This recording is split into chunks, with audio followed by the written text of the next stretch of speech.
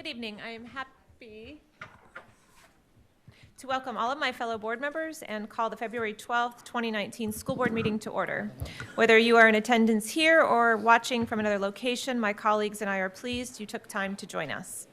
We appreciate and applaud your commitment to partnering with us in support of our schools, our students, our staff, and our community. While the board and Brevard Public School staff members are fully committed to doing our best to ensure excellence in Brevard Public Schools, we know that our success depends heavily on an engaged and committed community to work alongside us and help us to continually improve. Thank you for being active participants in the process. Pam, roll call, please. Thank you. Mrs. Belford? Present. Mrs. Campbell? Present. Mrs. Deskovich? Present. Mrs. McDougall? Present. And Mr. Susan? Present. Matt Reed, Assistant Superintendent of Government and Community Relations, will lead us in the Pledge of Allegiance.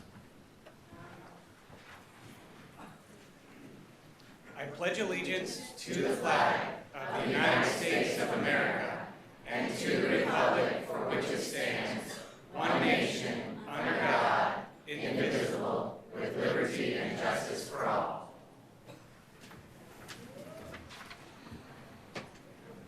At this time, I'd like to offer my fellow board members and Dr. Mullins the opportunity to recognize students, staff, or members of the community.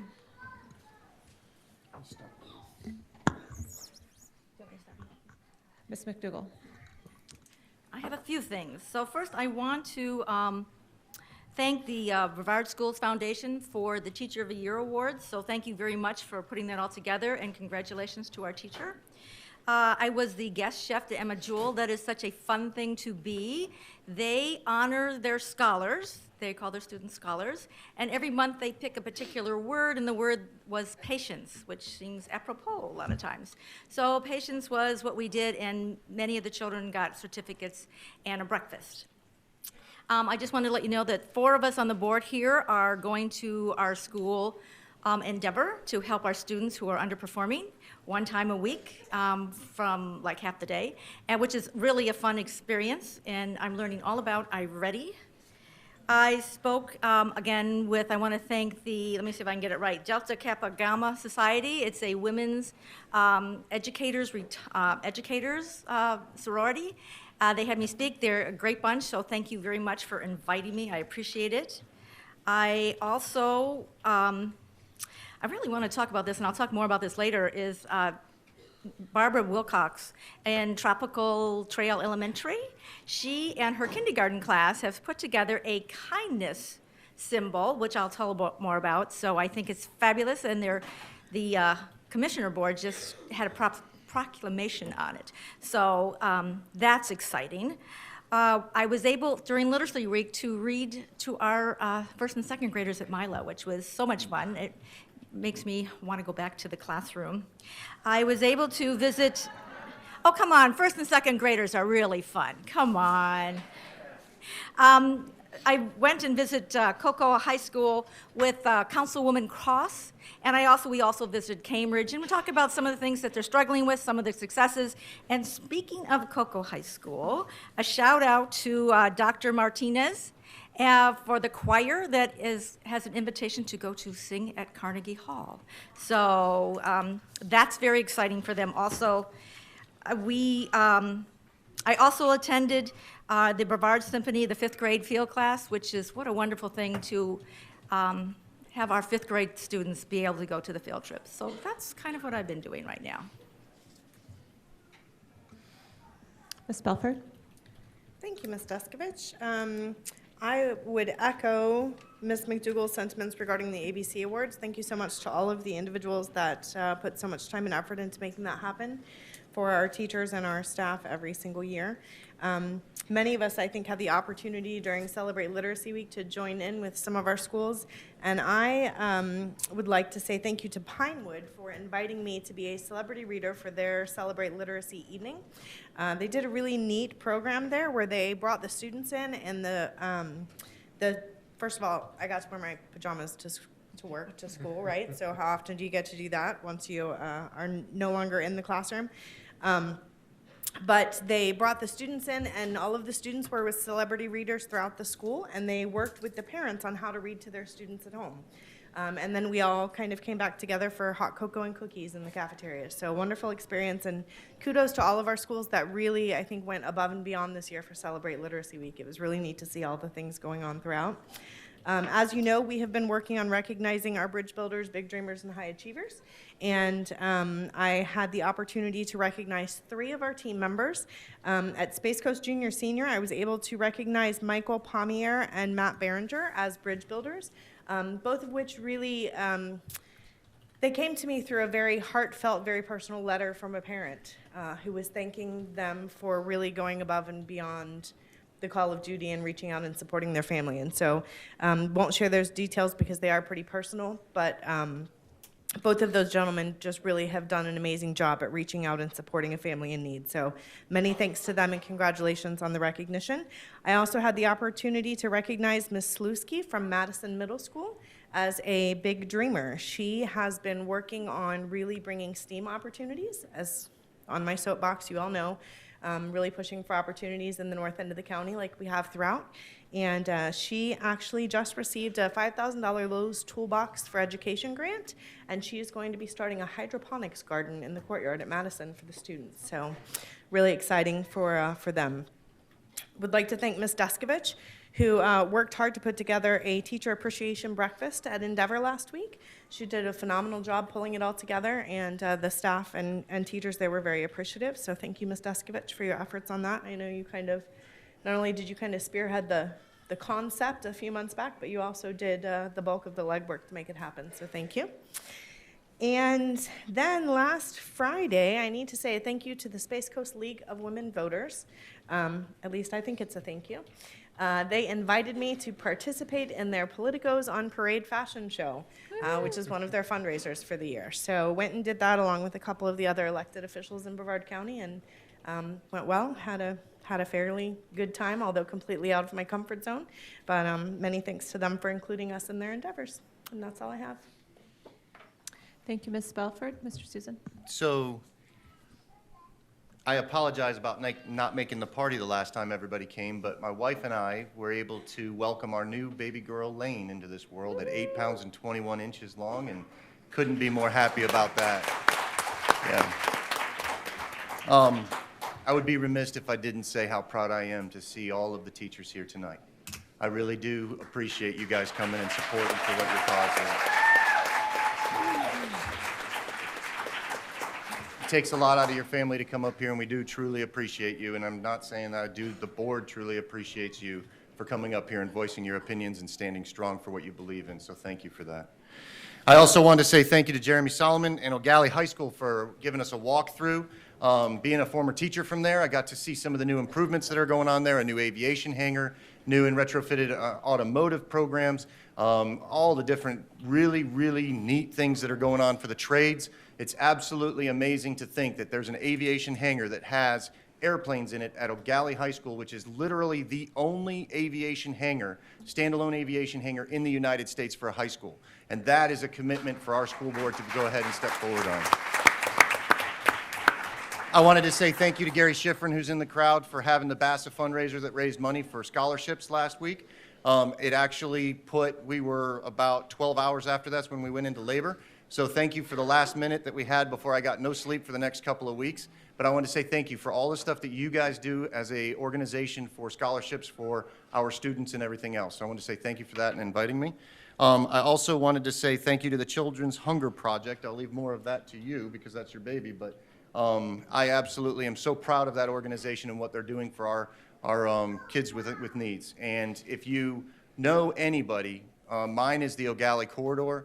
There is a high rate of poverty, and our kids are going without food. And the Children's Hunger Project makes up a small portion of that. The schools do what we can, but we need to give more to them. And I'm just so proud of that organization and for what they did today. I also wanted to give a jobs update. You know, the thing that I love to do is talk about how we're trying to get the kids the jobs in that internship program. I am actually losing to Kenny Johnson down in Palm Bay. He's actually signed on, I think at this point, 29 businesses, and I've only signed on 27 businesses since last month. and we've actually got jobs for over 100 kids just between the two of us. And those are internships that'll start in the summer, and those are federal dollars that go through a project called the STAR program. So absolutely phenomenal about getting kids back to work, and I'm challenging anybody to go out and sign up businesses for this great program. The other thing that we did was we got to go to a Roy Allen 50th anniversary. Many of you know that we are in the process of going through all our 50th anniversaries, because 50 years ago is when our space launch systems and everything, and we're going full bore 50 years ago, and now we're doing the same thing. If anybody has ever been by to see Lori Migliori at Roy Allen, it is like going to a rock concert when you go into any of her staff meetings or any of the different stuff that goes on, because she truly gives everything she can, and Roy Allen is absolutely amazing at the energy they had. But I'll tell you what was the most important thing was watching past educators come from 50 years ago and tell the same stories that we're fighting for today, and just listen to them and how much we appreciate what they gave to us so that we could have the profession that we have today. I also wanted to say thank you to the NASA Consortium. It hasn't made it to the news yet, but NASA is getting ready to lead one of what we're going to call a pipeline for talent. They're going to ask all the organizations to stop saying we need more trades programs and start hiring our kids. One of the problems we have is that we create all these programs, we put the kids into them, and when it comes time for us to ask the businesses to hire the kids, it falls on deaf ears. So what NASA is going to do is drive those companies so that they can start hiring many of our kids, and those are the large primes, Rockwell Collins, Harris, all the rest of them, so that they'll start doing a better job of hiring our kids for internships so that we can have more jobs for them in the future. And then I wanted to leave on one last thing. Many of us here tonight are for our raises. I totally understand that, and I fully understand that, and this board does too. I want to tell you this. I am so proud of our insurance committee for what they've done, because our teachers have not seen a raise in insurance rates in 5 years.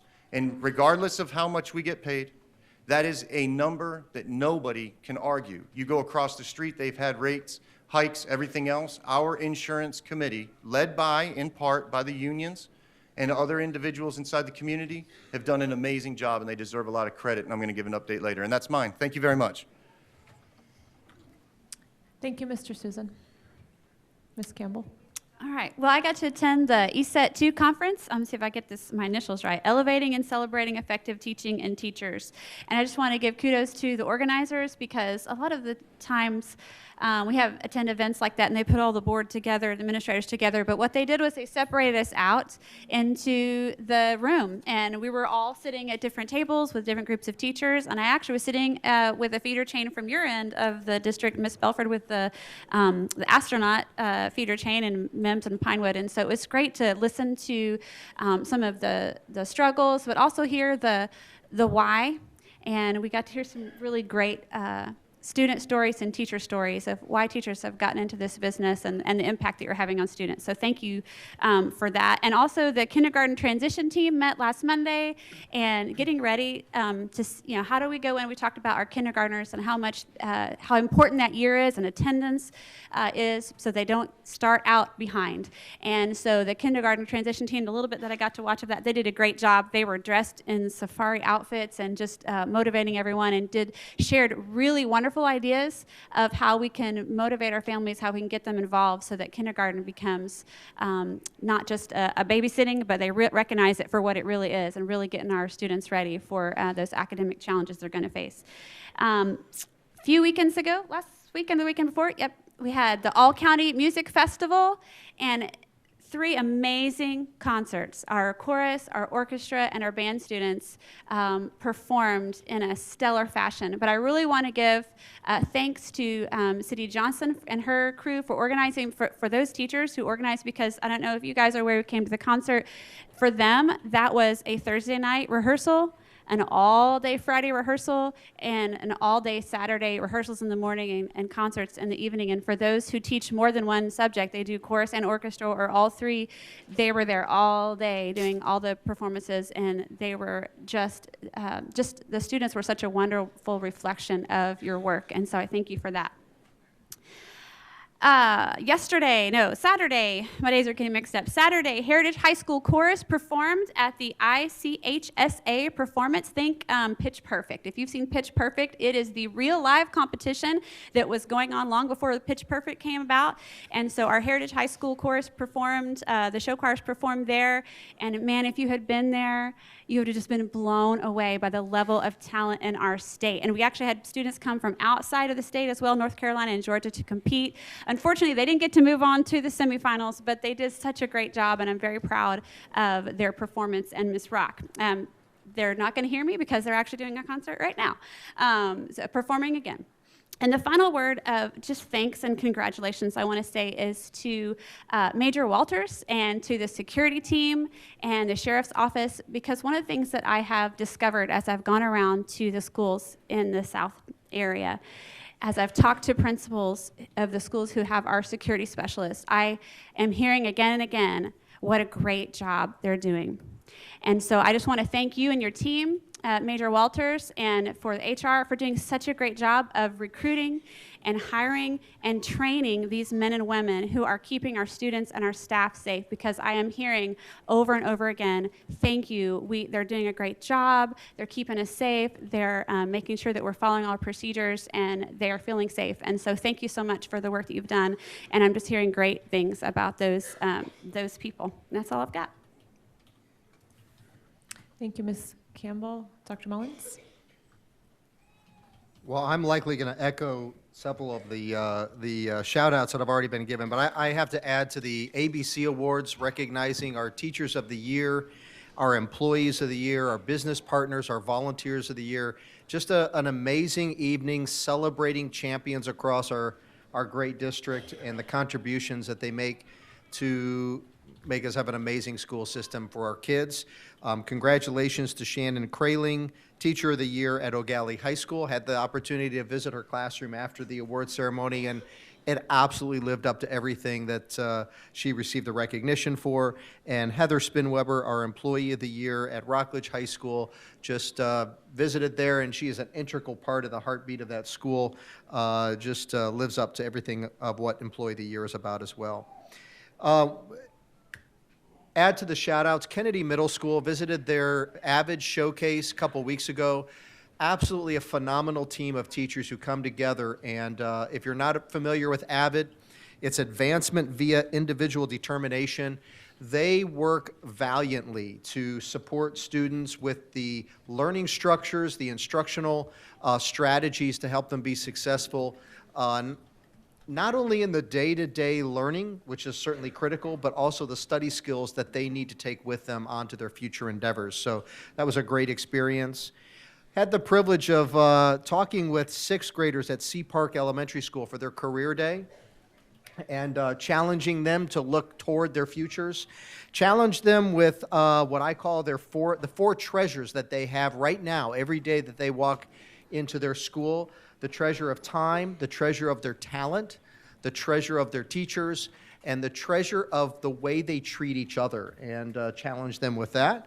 All county chorus and orchestra, I'll certainly echo Ms. Campbell's sentiments. What is so evident is I've been to all county concerts for several years now, and I can't think of a time that the conductors, the guest conductors who come in from all around the country or the state, they every year say how amazing our kids are, how prepared they are, how engaged they are, and that is only possible by the teachers that we have to support them every day in their music learning and crafting their skill, but also the support they receive from parents at home and so on. So again, absolutely amazing day of concerts. It was so beautiful. And I was in this room, it must have been a week or a week and a half ago in the evening, and was able to welcome approximately 150 of our high school, I think they were juniors and seniors, for Model Student Senate. What an impressive room of young men and women who took on the roles of our federal legislative branches and did research and prepared positions and were ready to present arguments. It was so impressive. We are in good hands with our future leaders. And finally, I would like to add to today's Children Hunger Project fundraising luncheon. One of the largest banquet rooms in the county was overwhelmingly full of community members and leaders who came together to support the kids in our community. And Ms. Deskovich, thank you for your leadership for that. Certainly to Keith G. and the board of Children's Hunger Project. I literally remember the first time I met, at that time, Bob Barnes, who was the founder of the Children's Hunger Project, and he said, yeah, I want to feed kids at Riviera Elementary School. And I can, okay. And here we are a few years later, and we're feeding over 2,000 children on the weekends. And I suspect after today's effort, we'll be able to do even more. So I'll leave the rest for you, Ms. Deskovich. I think you covered it. We're still waiting for our final numbers, but I think we can say that hundreds more children will be fed this next year due to the money raised today. I want to thank Ms. Bowman and the University Park Choir.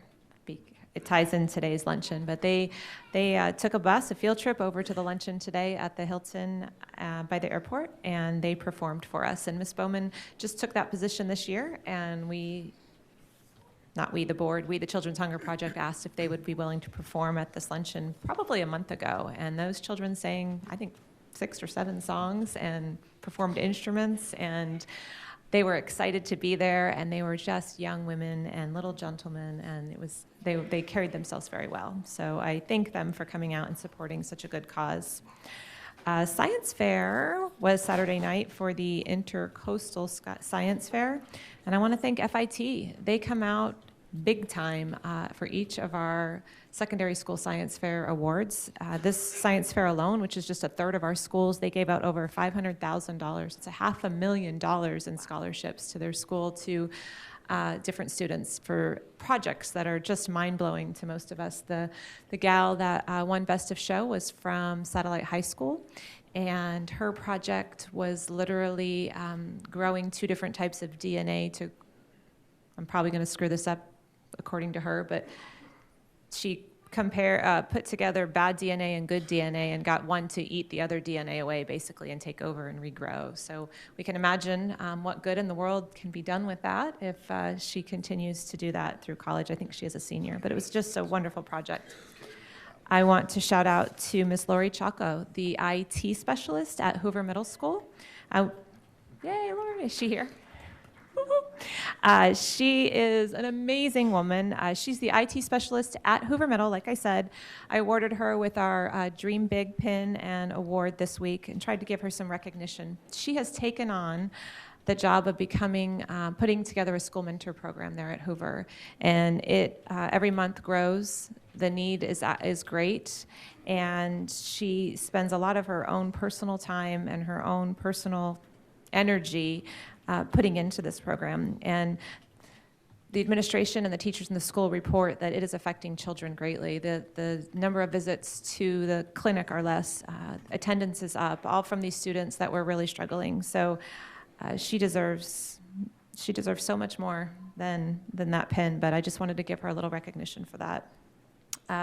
Last month I did Deskovich Duty Day as an IT tech at Palm Bay High School, which was challenging. The biggest challenge was it was a rainy day, and the IT tech has to be all over the school. And so he let me shadow him around, which I was probably a nuisance to him most of the day, but I really got to experience some of his comings and goings and phone calling, and then all the tickets coming in, and then calls from the district about things he has to do and stuff going down at the same time. And I think our IT techs, especially having just one per a large high school, is a really big challenge. So thank you, Palm Bay High, for allowing me to do that for the day.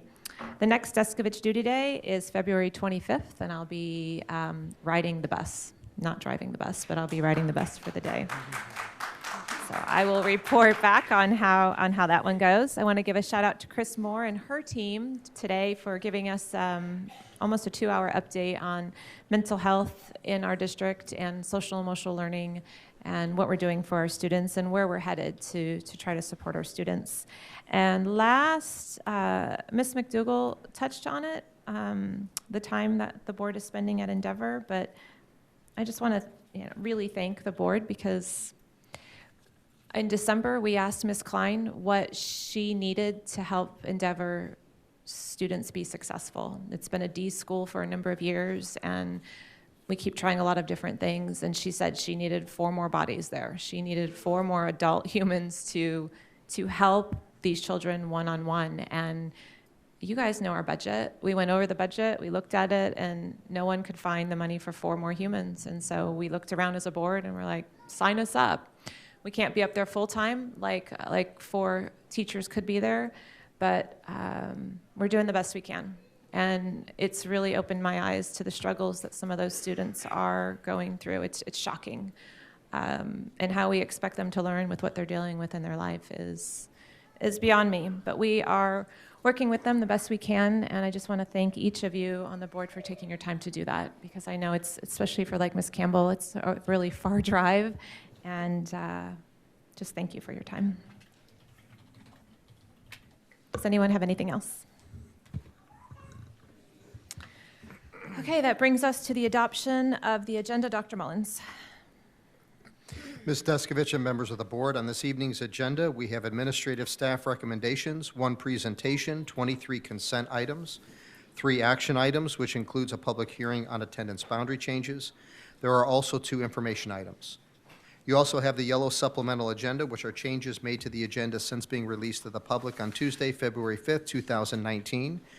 Item A7 on administrative staff recommendations. Item F11 on student expulsions. Item F25 on Vieira Area Elementary School. And item G33 on purchasing solicitations have received revisions.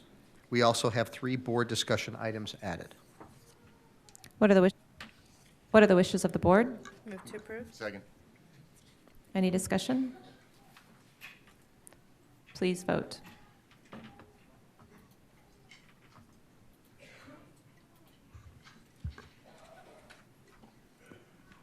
Oh, hang on. Motion passes 5-0.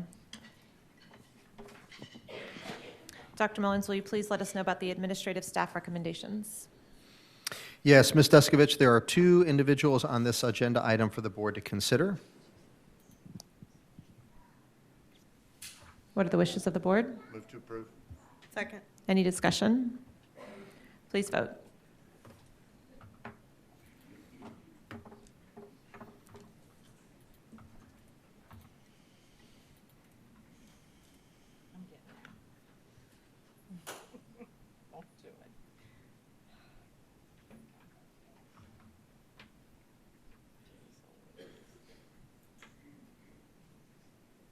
There it goes. Motion passes 5-0. Dr. Mullins.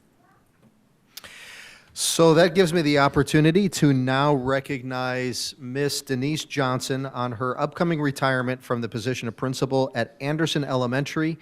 Not anticipated till the end of June, but we wanted to take this opportunity to congratulate her. And ultimately, Ms. Johnson, thank you for your many, many years of service to our kids, our community, who now are probably coming back and some of them working for us in our ranks. And I can't help but recognize that education has been a family business, because I see your husband sitting next to you, and I know he has been an administrator, educator in our school system for many, many years. Ms. Johnson, thank you for serving the children, the Anderson community and the Creole community before that.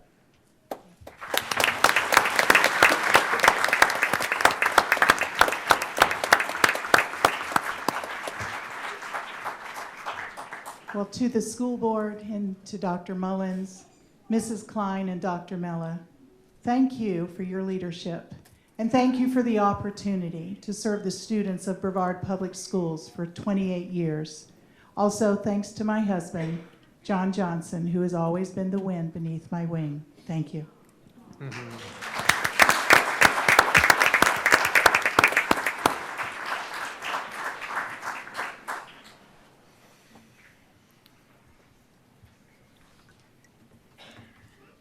We will move to the presentations. Dr. Mullins. At this time, I'd like to welcome Major Andrew Walters, also our Director of District and School Security, to provide us with an update on our district and school security efforts. Major Walters. Click on this.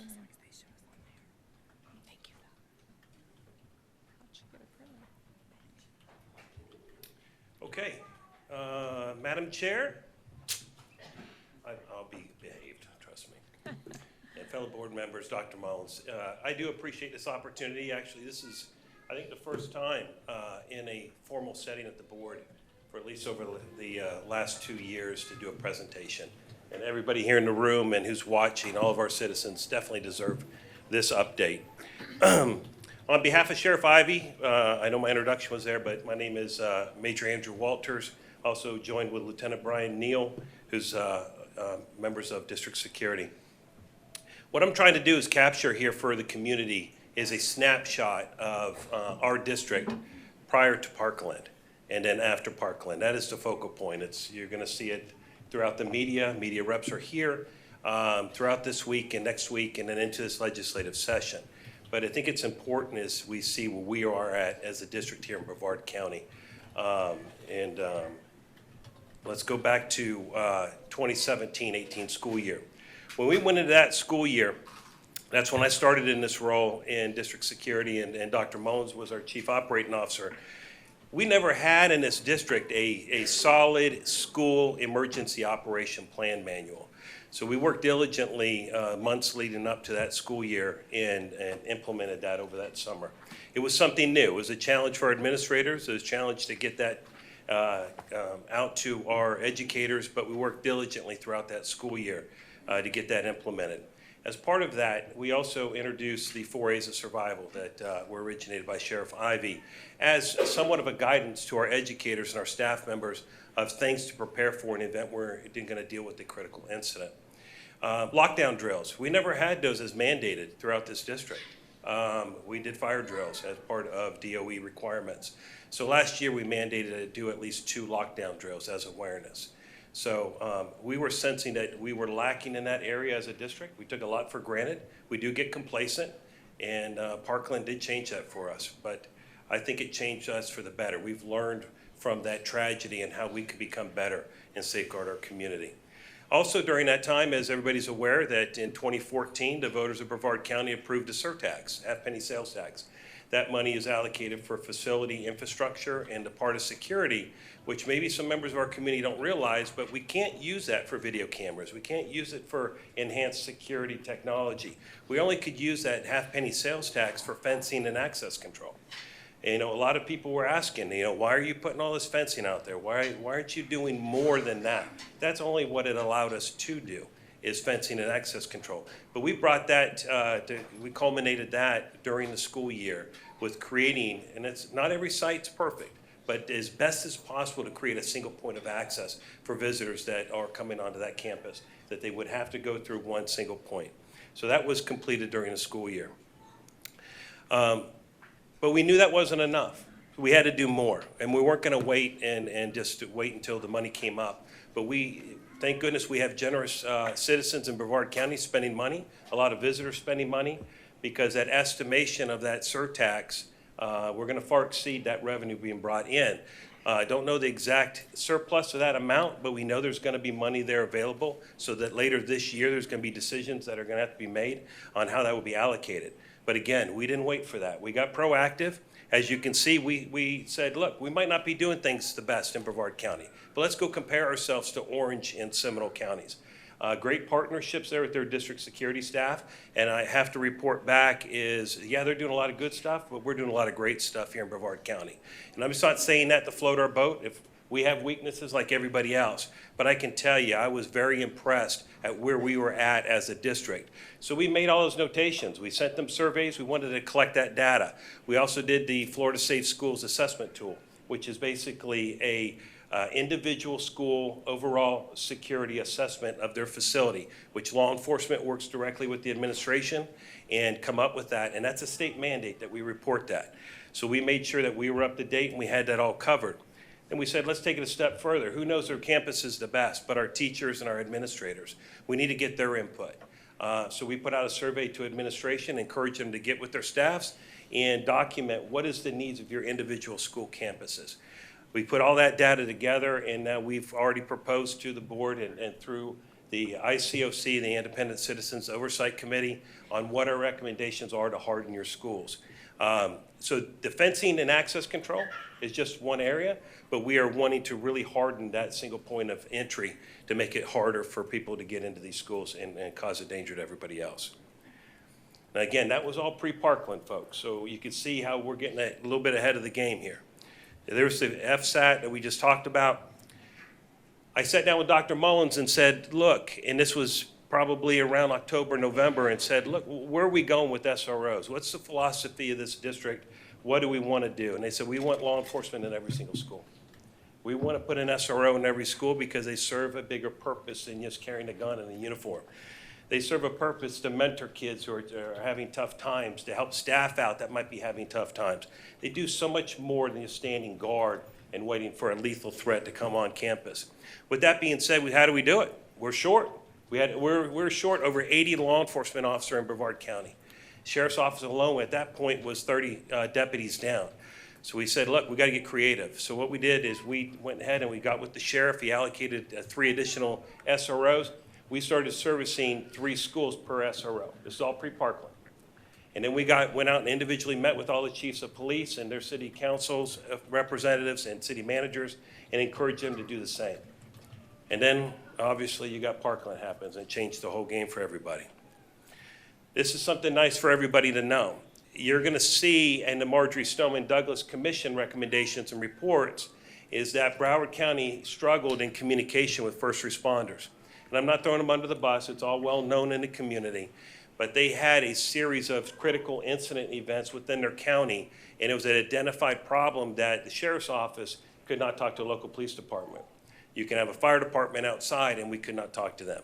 I could tell you, when we implemented the 800 megahertz system in Brevard County years ago, we have right now, any of the deputies you've seen here can walk out, turn on their radios and talk to fire rescue. We can call Melbourne PD on our radios. We can patch radios. If we ever have a critical incident in Brevard County, that's the first thing our dispatch center is going to do, is immediately patch the radio, put everybody on one platform of communication, so we have one incident command system and one commander in charge. So we have that here in Brevard County, be rest assured. Our canine program, a lot of the folks here, they all know Canine Sonic and Corporal Jeweniger. You'll see a lot of smiles out here. He's doing a great job. He's only one person for 73,000 students and 9,000 employees. So he's doing one heck of a job. And we implemented that last year, and he's doing a great job. Speak Out Hotline. This is something I'm very passionate about. I sit on the board of directors with Central Florida Crime Line. Speak Out Hotline is a true anonymous tip line for everybody in this room, anybody that's watching. It's the P3 Campus app, and then all of our students. We are leading Central Florida, all districts within Central Florida with the amount of tips. Last school year, when we kicked it off, we only kicked it off for the last semester and marketed, we had nearly 300 tips that were called in. And then within that first month, we had a tip, I won't tell you the school, but it was a high school of a young man that was wanting to commit suicide. And we went out and intervened in that. He was going to commit suicide that night. We got him the help he needed. Since then, we've had at least a half dozen kids that we've gotten tips on that were struggling and confided to somebody in their class. They told us through this anonymous tip line and went out and gave them the help they need. So there's no doubt that right there, Speak Out, is saving lives in Brevard County. With that being said, this year, I got to tell you, report you, Audrey's over here sitting, she keeps track of them all. And we are over 400 tips so far this year alone. So the kids are buying into it. Staff is buying into it, because I know we get tips from staff because we can read them. We can say, oh, this is no kid. This is an adult. Somebody in that school download the app. But thank you for buying in. Thank you for reinforcing that, because truly saving lives and keeping our schools safe. So where are we at after Parkland? Well, we all know everything exploded. I got to tell you, the awareness that everybody has in this room now towards critical incidents is probably the most important thing that's come out of Parkland. But we got a little bit more proactive with our CEOP. We took our original creation and added a lot more into that. What we decided to do as a district to get consistency throughout the district is created our critical incident drills. I don't like to call them active shooter drills. if we're going to call them active shooter drills, you might have somebody that comes on your campus with a knife. There's so many variety of circumstances that might happen in a critical incident. We wanted to make sure we referred to them as that. Folks here know they've been part of the drills. We came up with a standard style of drills. We won't go into the details of those drills, but those same drills are implemented at every single school site in Brevard County. So we have consistency. So we can say that every school has experienced those type of drills and that training. After action reports. A lot of times you forget to talk about what you did in a drill. It's important that if we're going to make mistakes, let's make them during the drills. And that's the importance of our after action reports that are required now with each drill, so we can take that after action report and learn from that. So when or if that critical incident happens, we're better prepared to react. Threat assessment teams. This is a lot is going on with these right now. The design of our threat assessment teams came down through legislation, Senate Bill 7026, is so we can cross our T's and dot our I's. There'll be a group of 4 people within each school, an administrator, a counselor, or a psychiatrist, law enforcement, and a teacher that will be on that team at a minimum. And they will openly discuss any child that is a potential threat towards themselves or the school, to make sure that that child, it's not to get them in trouble, it's just that so that the school's prepared in the event that they are a threat to that campus, but more importantly, making sure they got all the services they need so they're no longer a threat to themselves or anybody else, because we've missed that in the past. It's very important we stress that. Mental health awareness for SROs. I'll let you know, all of our specialists that we have in this county and all of our SROs have been through mental health training and have a better awareness on how to identify it and how to react to that, which is also very important. Armed security at all schools. Counting our charter schools, we have 104 locations in Brevard County. And that's counting Head Start, Adult Ed, ALCs, everybody, 104. We have every single location covered with somebody who is armed, either a specialist or a law enforcement officer. Our goal, obviously, is to put a law enforcement officer in every school. At this point, it's not possible. That's why we have the specialists there. I'll tell you a little bit about the specialists. You heard from some board members about our specialists. I can tell you with all certainty, Lieutenant Neal and myself sat on those review boards, and we drilled them. We went over 150 applicants for those positions, and out of that, only a small percentage were selected. The training that they went through and the years and years of experience that they have, there is no doubt in my mind I would go into any active shooter situation with one of them and feel very comfortable that they're going to be able to perform like anybody with the uniform on. And for what they're getting paid and what they do, their job is strictly to stand between evil and good and stop that evil so you don't get hurt. And without a doubt, I think it's a great program. District-wide cameras. Hopefully I'm not taking any thunder away from the board, but it's nice to know out of this Senate Bill 7026 and the funding that was provided, we applied as a district for a security enhancement grant. And we were recently awarded that. At total with charter schools is $2.4 million. And that's coming from the state of Florida specifically for security enhancements. Since we can't use our surtax for video cameras, we decided to allocate that money to make a very robust video surveillance system district-wide in every school. So we have that available. That will be, literally, we have a meeting this week, and it'll be implemented by the end of, well, it's within the next 6 to 8 months, I believe. Mutual Link and RAFE, panic button. You've probably heard some talk about this. I know we met with your BFT representatives to make sure that they understood what was behind this. Mutual Link is a system that is used by the University of Central Florida. Thousands and thousands of organizations use this. Basically, it allows us to capture video. We are now going to have law enforcement and first responders will have 24/7 access of video surveillance at that school for a critical incident. It's not to sit there and peek on people walking down the hallways throughout the day. We don't have time for that, folks. If we get a critical incident alert on it, they're going to be able to capture that video, send that to any mobile data terminal of law enforcement. So when we're setting up our tactical response to help you, that we'll have access to those cameras to be able to be better prepared to serve you all. And that's a tool that not only recommended in the commission report, but is well needed within this county. RAVE panic button. This is a complete voluntary program throughout this district. I think we're going to get in the high 90%. I think most people in this room right now that are in our schools will sign up for it after they hear our presentation on it. But this is a direct link tool. We can't track you. Your information's not stored. We can't access your device. This gives you a tool in the palm of your hand in your cell phone and an app to notify us and immediately notify 911 that you have an emergency. We also, in a critical incident, you might be in your classroom in a lockdown. We're going to be able to communicate directly with you to give you updates. And that's imperative. That's a game changer, that you're going to be able to have that reassurance to tell the kids in your class that everything is okay and what's going on with that critical incident. But more importantly, you'll get that information to our folks that are on the road working, that are going to be responding to your critical incident before that 911 call is even dispatched. That's priceless. We all know when we see active shooting cases and these tragedies in Parkland and Columbine, everywhere else, seconds count, and seconds are lives. So that is very important. We got that rolling out right now. By the end of the school year, every educator, every staff member in this district will have that training. Okay? The commission report. We've been working very hard on this. This has already been sent out to the legislature. There's already bills proposed in this legislative session to make those recommendations mandated. We have spent hours and collaborated with the different entities, the student services and operations and Dr. Mullins' staff. All of us have gotten together and dissected that report.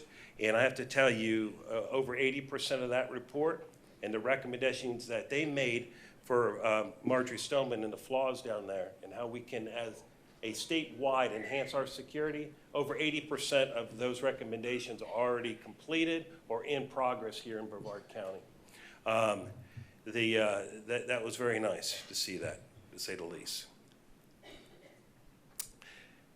This is one of the positive things that come out of a tragedy, and I talked about at the beginning, is our sense of awareness when we have a critical incident. There's a lot of people that are hesitant on saying something. They don't want to be wrong. They don't want to put somebody on alert when they're not supposed to. But I got to tell you, when you have a tragic incident like that, their alert system is up. Our information, our tips that come in are up. Everything is up. And then what happens? We all get complacent again. You had Sandy Hook, and everything got up there, and everything went back down again. It happens. It's a natural cause and effect.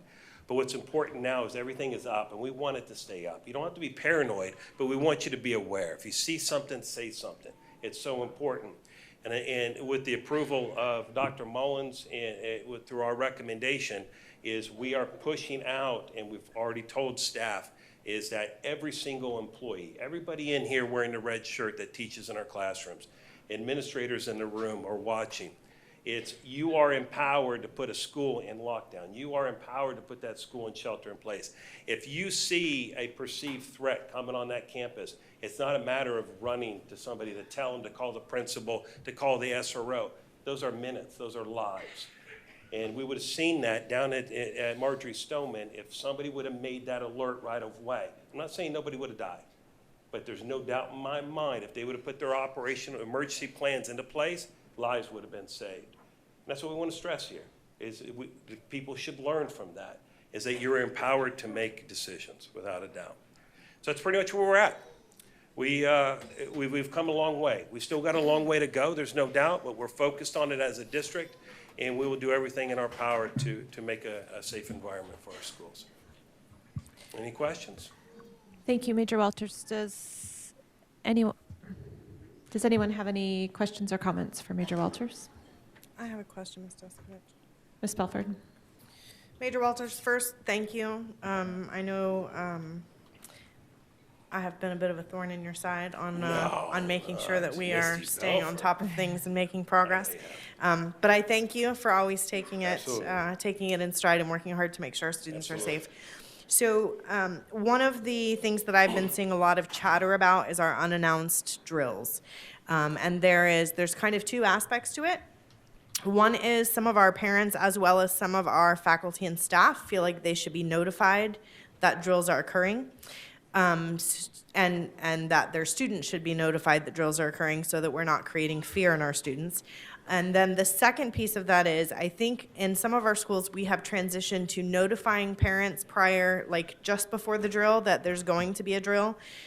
Because in this day and age, of course, as soon as they see something going on at the school, it's all over social media and panic and that sort of thing. So we've been doing some parent notifications to let them know a drill is in progress and they shouldn't be concerned.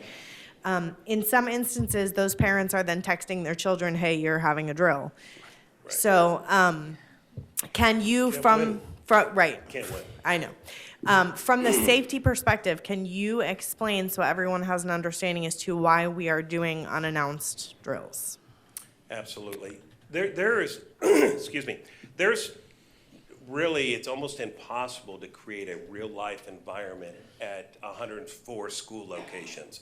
I mean, we could pick a school and actually come with law enforcement, stage it, give you true, real-life, active shooter training where everybody's aware of what's going on.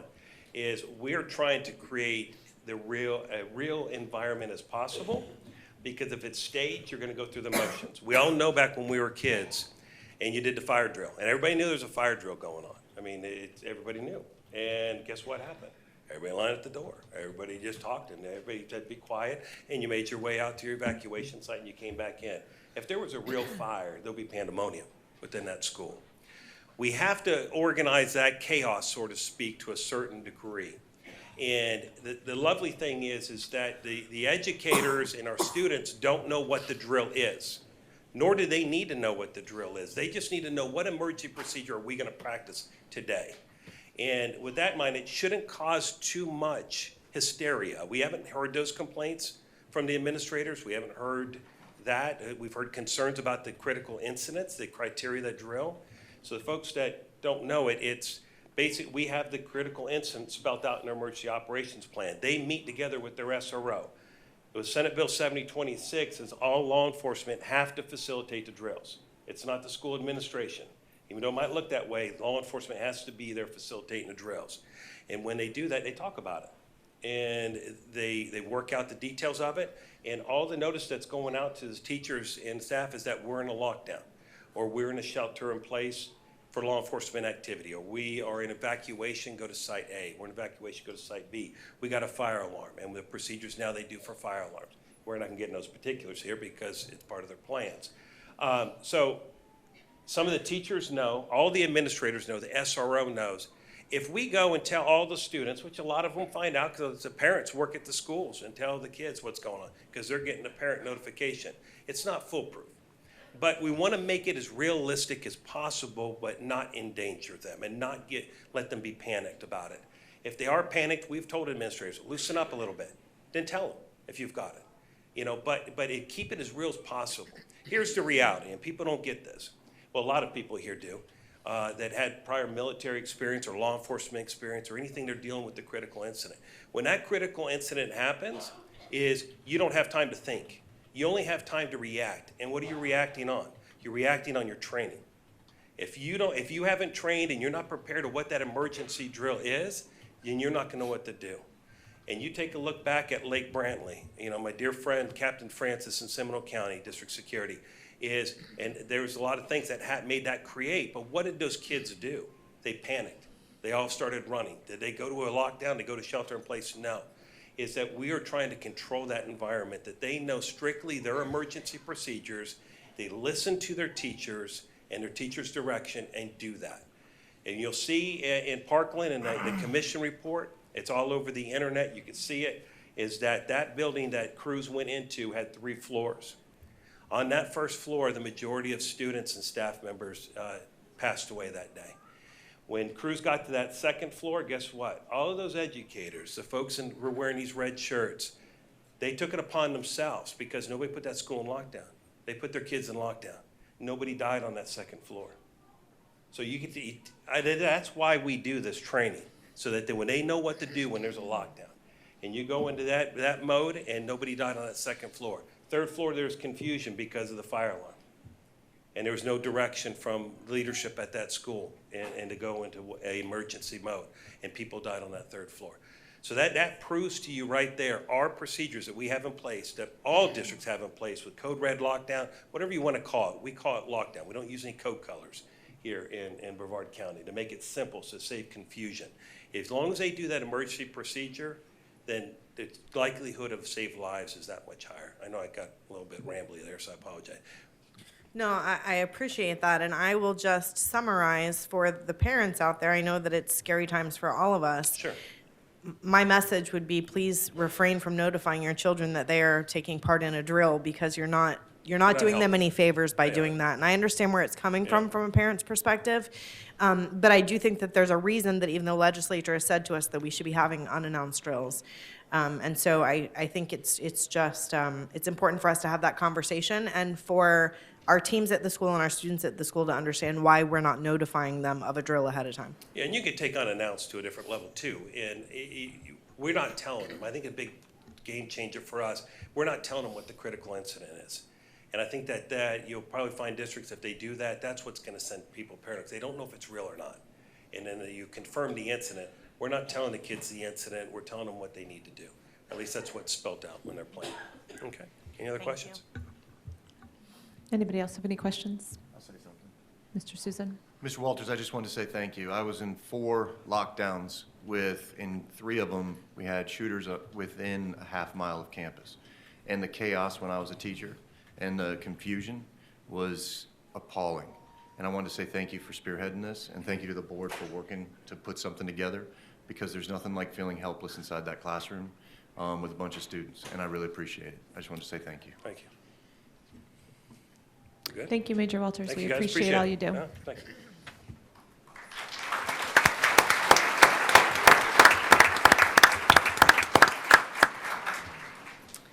We are now at public comments. Those School Board Policy 0169.1 limits to 30 minutes the portion of the meeting during which the public is invited to participate and provide public comment. The policy further provides that this time limit may be extended by a vote of the board. We have 15 speakers signed up for this evening. Everyone okay with letting them go all at the beginning? Okay. Each speaker is limited to 3 minutes. We have a clock in front of me to help you keep track of your time. When your time is over, you'll be asked to stop and allow the next speaker his or her turn. Always keep in mind that reasonable decorum is expected at all times, and your statement should be directed to the board chairman. The chairman may interrupt, warn, or terminate a participant's statement. When time is up, personally directed, abusive, obscene, or irrelevant. Should an individual not observe proper etiquette, the chairman may request the individual leave the meeting. Let's all encourage an environment appropriate for our children who may be present or who are watching at home. I would also like to add that we've had some complaints about board members looking down. I know I personally take notes on every speaker, so some of my fellow board members do the same. Some type them out. We want you to be aware we're not ignoring you, but we do like to have notes to reference back to, especially when we have a large number of speakers. So let's begin with our first 3 speakers. Mark Levine, Connie Rook, and Anthony Colucci.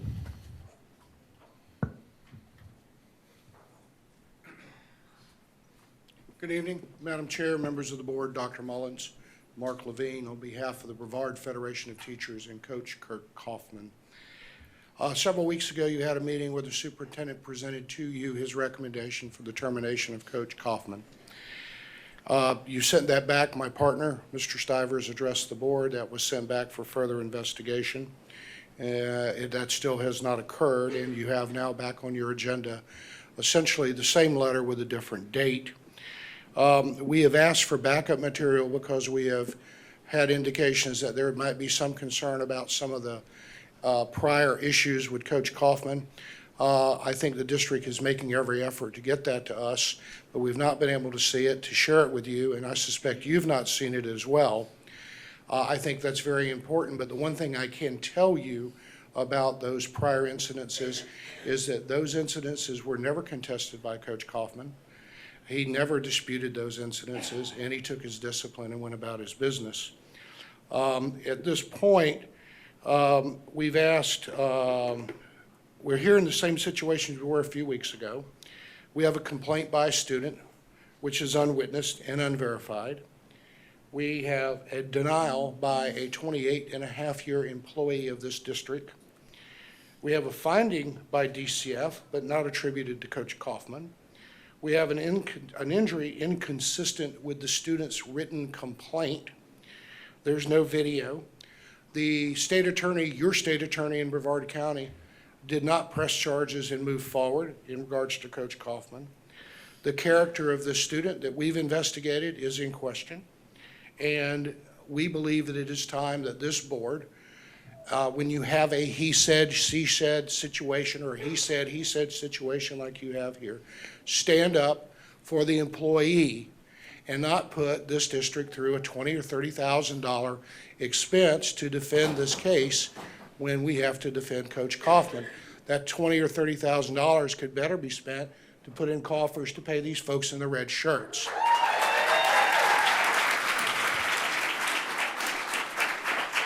Now, I want to ask, if you're here tonight on behalf of Coach Kaufman, would you just stand up for a second? I don't want any applause or anything. Each of these individuals that are here, none of them have been solicited, save and except one. I did not solicit them, no one from my office solicited them, and neither did the coach. They are here of their own volition. You have simply a situation where a student has made an allegation, there is not one shred of proof. I have spent 10 times more than the district in terms of this investigation thus far, and my suggestion to you is, and I please beg of you, to deny the superintendent's request for the termination of Coach Kaufman. Thank you very much.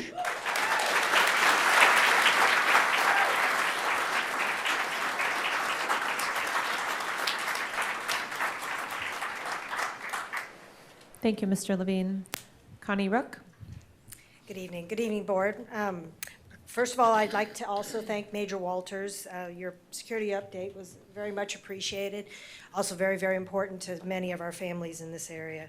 I do have one question as it relates to the presentation, and it's the same question I asked about 9 months ago when I briefed to you about the red flag laws. I'd like to know what BPS is doing with regards to the policy as it relates to the red flag laws that were provided to be implemented as a result of the Senate Bill 726. I never did get a response on that, and I'd like to know what BPS's policy will be on that. And I can email you again what I submitted back 9 months ago. So my name is Connie Rook. I am a volunteer with the Brevard chapter of the Moms Demand Action. Last week, a dozen of us traveled to Tallahassee with about 500 other moms from all over the state of Florida to meet with our legislators, and for 3 specific reasons. One was to preserve the positive measures of the Parkland bill, many of them that were briefed by Major Walters. There are people that seek to repeal that entire bill in whole. Also, to encourage them to pass legislation to close the background check loopholes, which elsewhere in the country are actually called the Florida loopholes, and also to reject any efforts to arm teachers in our schools. After the shooting at Major Stoneman Douglas in Parkland, Florida lawmakers created a Dangerous Guardian program. This program allows schools to arm school staff, and now, despite no evidence that the program is working, there have been calls to expand it. Schools are meant to be places of safety and learning for our children. Armed teachers and staff only put our children in even more danger, and lawmakers should repeal rather than expand the Guardian program. There is research that proves this, and I will email all of you this research. Arming teachers ignores this research that shows the presence of guns increases the risks posed to our children. Research also casts significant doubt on the ability of teachers or even staff to stop shooters. Trained law enforcement officers who have extensive and continuing training see their ability to shoot with precision decrease by more than 20% when dealing with stress. Armed civilians complicate law enforcement response to active shooter incidents because, in the words of then Dallas Police Chief David Brown, we don't know who the good guy is versus the bad guy when everybody starts shooting. Florida schools, teachers, law enforcement, parents, guardians, we oppose arming teachers and staff. Most school districts in Florida have declined to arm staff. The Florida Education Association and the Florida PTA oppose proposals to arm staff and teachers. The Florida Association of School Resource Officers opposes the arming of teachers. Many Florida sheriffs across the state have expressed their opposition to arming teachers. Today, the Education Committee in Tallahassee held a hearing on yet another proposal to arm teachers. We are here today to ask that you and everyone in this room tell your legislators that this is unacceptable and to invest in proven security measures to keep our children safe. Thank you, Ms. Rook.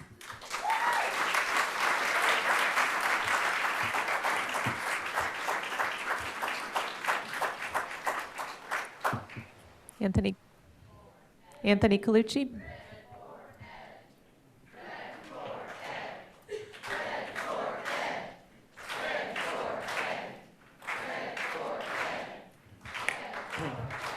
My name is Anthony Colucci. I am honored to represent the 5,000 incredible educators of Brevard County. It has been said that feelings are facts to those who hold them. So let me give you a fact. You all do not care about teacher and education support professional pay in this district, and you do not value our insight into what will make this district better. You care more about buildings, buses, and bureaucrats than you do educators. You are more worried about renewing the sales tax to fix buildings than you are about passing a millage to increase pay for people working in the buildings. By the way, I don't think you're helping your cause to get the half-cent passed again. You could find millions of dollars for choice buses to transport students all over the district, but you really don't seem to have a problem with the reality that there might not be teachers there when the students arrive. And yes, everyone, please look at the whistleblower report and see the efforts that this district went to give a 12% raise to a finance employee. Or how about that 6.5% raise you gave Dr. Blackburn in the 24 months he was here? It's hard to calculate the amount of time I've spent in these meetings listening to all of you endlessly tout things going on in this district. It's painful because it sounds awful like self-promotion. But you know what I've never heard you talk about, not once, not for 1 minute? I've never heard you discuss how you're going to pay these teachers competitively. I've never heard how you're talking about how you're going to increase their planning. You've never spent a minute discussing how you're going to help these teachers with discipline. I've not heard you talk about the substitute crisis, not for 1 minute. On why you think school counselors don't deserve any planning, or why teachers shouldn't be allowed to donate sick time to one another, or what you're doing to fix the advanced degree pay issue you created. After 5 months of negotiations and 2 months of impasse, I'm pretty sure most of you are unaware of the issues on the table. You rejected almost all of our proposals, but offered nothing in return. And I got an idea. If you want to go around high-fiving middle school students or reading to pre-Kers, instead of figuring out how to improve this district, then step down and become classroom teachers. Let someone else do this job. If you do your job and take care of teachers, we'll take care of the students. You know, we got nearly 10% of the district's teachers here. We had until you talked and talked. Let's hear some discussion. Stop telling us you're fighting behind closed doors. Let's see where you stand. Let's hear where you stand. We want to know who has the audacity to reject our proposals without offering their own. So step up or step down. But this union will step up because our union cares, our union shows up, and our union fights.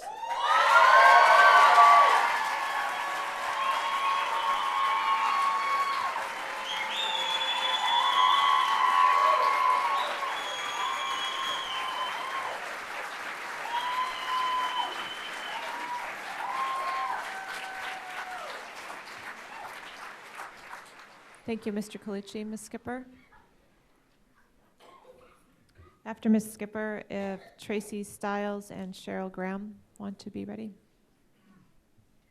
Vanessa Skipper, Vice President of the Brevard Federation of Teachers, on release from the classroom at Cocoa High School.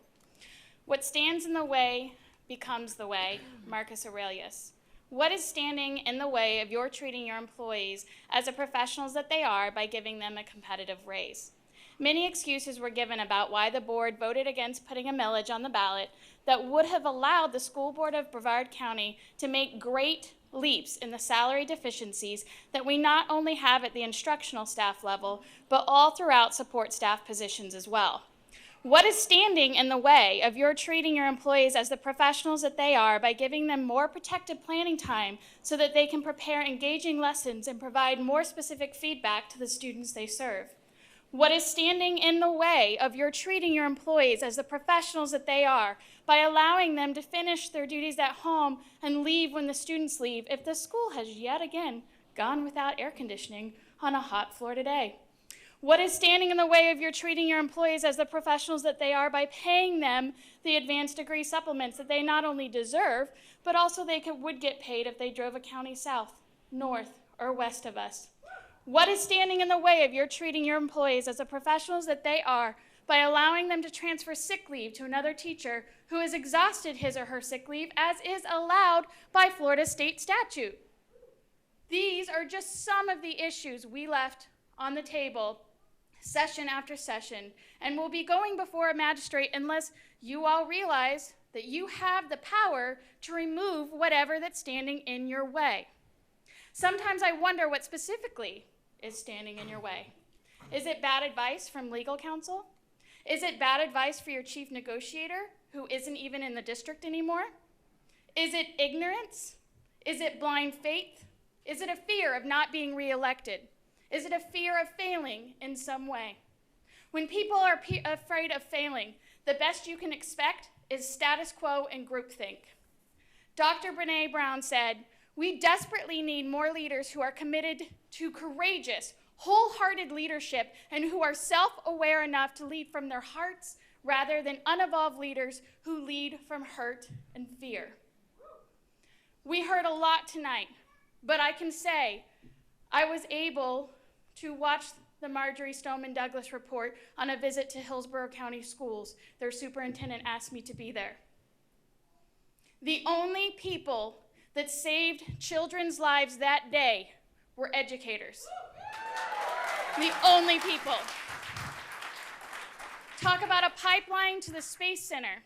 You have a teacher resigning from a math position at Titusville High School to go work at the Space Center. That's their pipeline. And are our teachers who are preparing our future leaders in great hands? Well, that's up to you. You can do the right thing. Thank you, Ms. Skipper.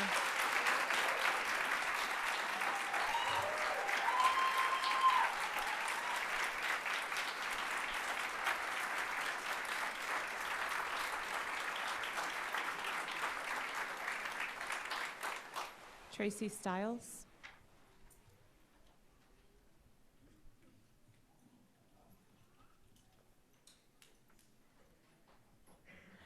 Good evening. My name is Tracy Stiles, and I'm a teacher at Merritt Island High School. I have been teaching there for over 16 years, and I have my master's degree, and I do receive my credit for that. I still live paycheck to paycheck. I'm a single person living in this district, and it seems as if that teachers are expected to have a roommate or a spouse to help them cover the cost of living. I just cannot understand that.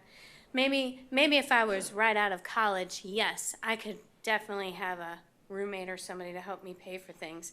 But as a 16-year veteran with a master's degree, you know, I have a son, and I am his primary caregiver.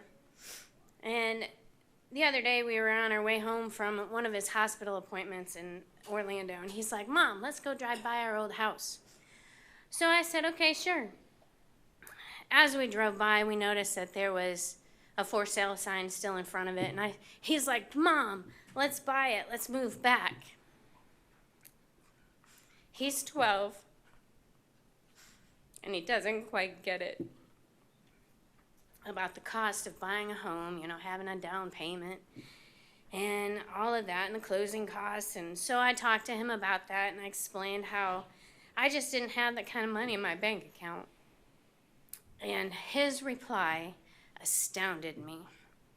He said, "Mom, why don't you just quit this teaching stuff and go where they pay you something?" My 12-year-old got it.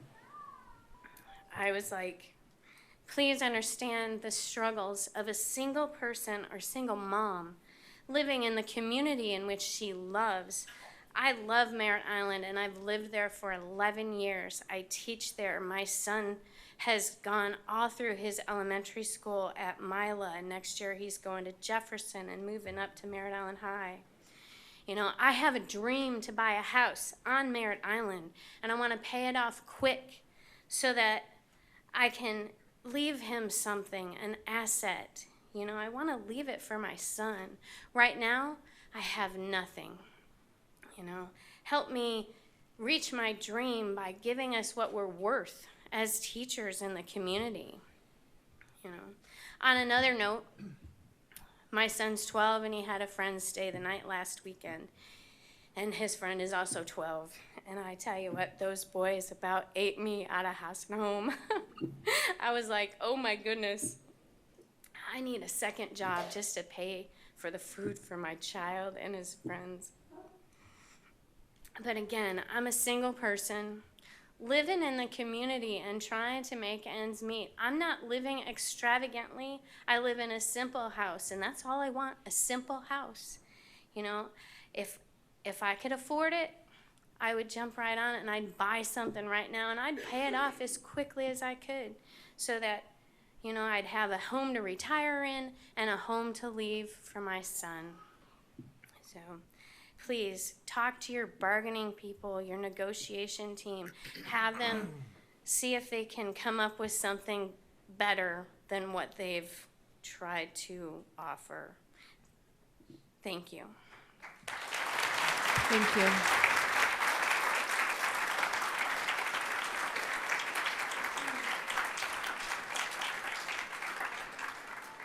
Cheryl Graham.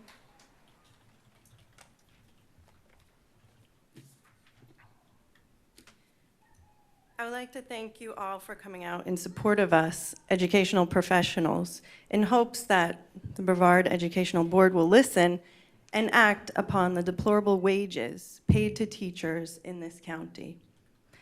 I am Cheryl Graham. I've been teaching for 15 years. I moved here in 2011 from New Jersey. And upon moving here in 2011, I took a 50% pay cut to teach our youth in Florida. When I graduated college in 2002, I worked with L'Oreal USA, making $48,000 a year in 2002, a salary that 16 years later, with 3 degrees, still would pay better than Brevard County does its teachers. The 3 degrees I worked hard to obtain are, I have an associate's degree in science, majored in chemistry. I have a bachelor's degree in science with honors. I majored in chemistry and math. And last but not least, I have a master's degree in science education. 3 degrees that in 2018 pay less than an entry-level job in 2002. I chose teaching because both of my parents were teachers, and that's what I love to do. However, there comes a time when you have to reevaluate what you love versus your financial situation. A situation that has led me to start looking into other career opportunities at 40 years old. In Brevard County, I am not compensated for having a master's degree in science education, a degree in which is compensated for most other counties across the United States. I should be receiving a $2,700 stipend yearly for my master's degree, but in Brevard County, they are not paying me because of wording in the contract.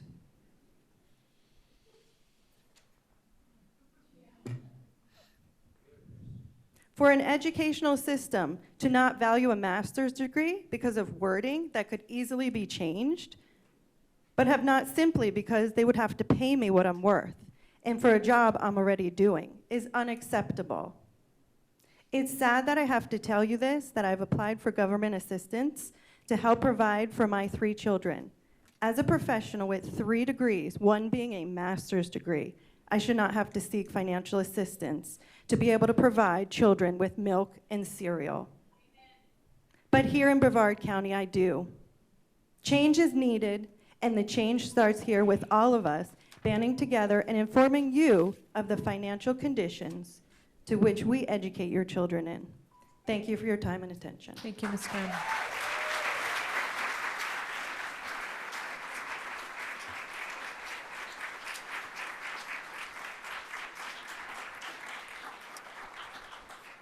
The next 3 speakers are Christine Chandler Bobo, Haley Lamere, and Danielle Sells.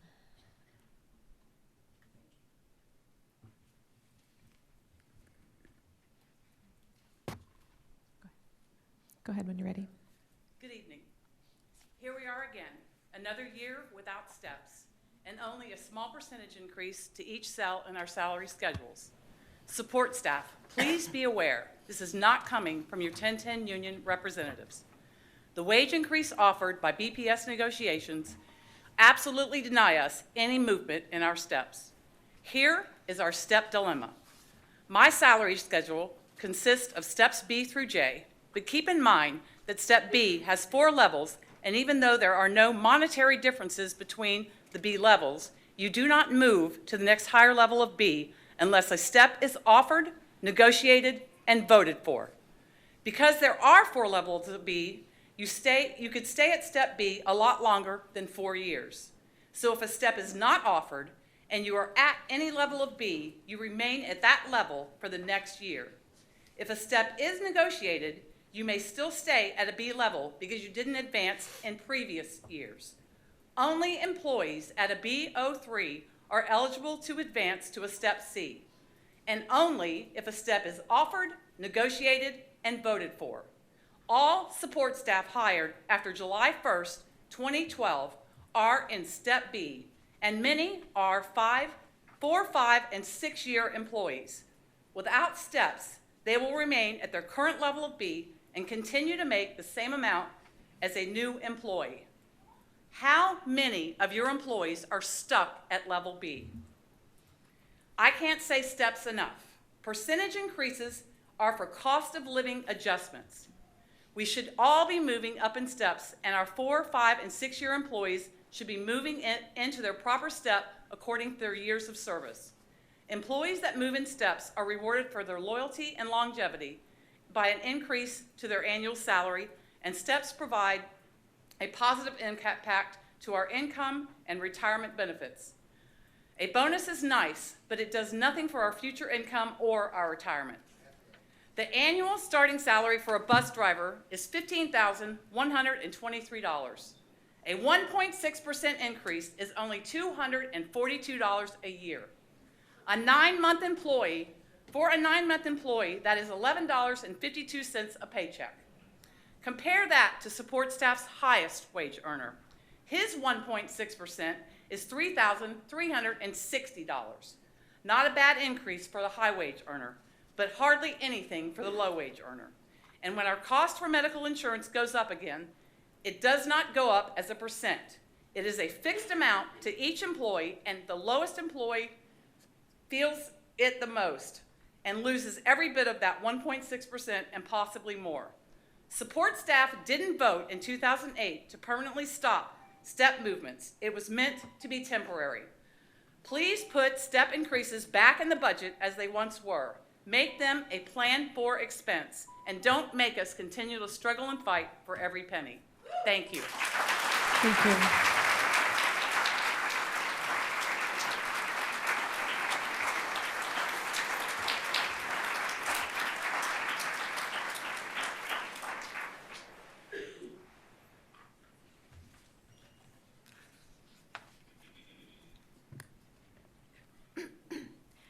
My name is Hallie Landmeyer.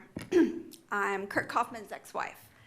And I just wanted to tell you a little bit about the type of man that he is. Kurt's the type of man that believes in respect and following rules. He has taught this and displayed it on and off the field and in and out of the classroom. One lesson he continually drove home with our son was to never panic in any situation. Sometimes in life, we have a split second to make a decision. Kurt has always done his best to diffuse possible hostile situations. I can't tell you how many times I saw hormone-raging football players get in his face, other coaches' faces, and other players. And from City League to high school, yet he's always had a demeanor to control a situation and calm it down. He dedicated his life and earnings giving back to this community and countless kids. Not for notoriety, but because he truly cares. He's bought shoes, sports gear, dinners, given more rides to practice or players' homes than you could possibly imagine. He's helped former players with poor circumstances, purchase his first car. There were times he'd have me meet him at the hospital with a checkbook because a kid needed stitches or something that got hurt on the field. Kurt's an amazing father, coach, citizen, and teacher, and certainly does not deserve to lose his job. Thank you. Thank you.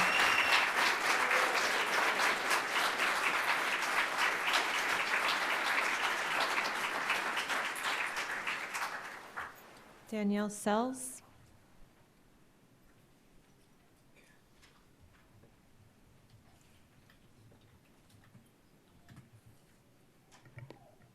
Hello, everyone. My name is Danielle Sells, and I'm here to speak on behalf of Kurt Kaufman. Speaking in front of large groups is definitely not my thing. In college, I took public speaking online as a way to get around that. But I'm willing to make myself very uncomfortable if it does even a small bit of good for that man. Coach Kaufman has been a dear family friend for 20 years. My father, who has been a Brevard County teacher for over 30 years, has coached and taught with Kurt, so we know him and the kind of person he is very well. I'd like to tell a personal story. Many years ago, it was my father's 40th birthday, and we planned a huge surprise party. Over 60 people had RSVP'd. Well, the weather was terrible, hail, monsoon rain, tornado warnings, you name it. And because of this, not one person of those 60 showed up besides that man. And that might seem trivial and insignificant, but it's just a testament to who he is. He is kind, he is selfless, he is loyal, which is why seeing him made out to be a monster and vilified in the media is sickening, because that man is the farthest thing from that. And the outpouring of love and support for Kurt from the community is insane. I don't know if you know, but there is a social media group with almost 1,500 members dedicated to defending his character, and all of those members are publicly making statements regarding how he has changed their lives, their children's lives, students' lives, the community. These yellow shirts that are here are just a fraction of the number of people supporting this man. There are people in other cities, other counties, and other states that wish they could be here tonight. They're here in spirit, but I wish there was a way that they could have their physical presence in this room, because I think he would be blown away. As a mother, I understand the need to protect our children and students, but as the daughter, sister, and friend of many educators, I also know the importance of protecting our teachers, especially those who pour their heart and soul into this profession the way that Kurt Kaufman does. And I sincerely hope you make the right decision. Thank you. Thank you.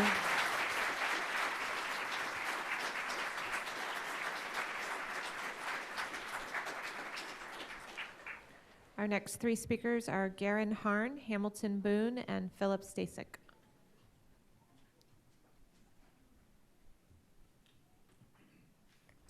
Good evening. My name is Garen Harn. My wife and I are attending the meeting this evening based on the fact that we are one of the families who will be directly impacted by the proposed boundary change impacting Pinewood and Mims Elementary School, one of the topics on the agenda tonight. As we explained at the last meeting, we understand the school board's need to develop a solution for the occupancy needs at the two elementary schools. That being said, all we're requesting is that the change be implemented in a manner that does not negatively impact the families who currently have children attending Pinewood Elementary School and who live in these neighborhoods such as Indian River Preserve. As previously explained, the sole reason we and many other families purchased a home within Indian River Preserve was due to the fact that the neighborhood was specifically advertised for Pinewood Elementary School. Due to the many issues associated with the alternative, we would have never considered purchasing a home, just like many other families, had we been forced to go to the other school. We request that all families currently living within Indian River Preserve who have children attending Pinewood be allowed to have their children continue attending Pinewood for the remainder of their elementary school years, as originally planned. We believe this would be a win-win solution. It would allow the county to solve their occupancy needs for the future with all the future development coming, but again, in a manner that would not be negative on the children. We also believe that the opportunity for siblings of the children currently attending Pinewood, whether they're in school now or not, is a very reasonable request due to the minimal amount of children that it impacts. However, it would be of significant value to the families and the children and their siblings who originally planned to attend the same school. That's all it is, and I just want to personally thank you guys for taking this into consideration and watching out for the needs of the children. Thank you. Thank you, sir.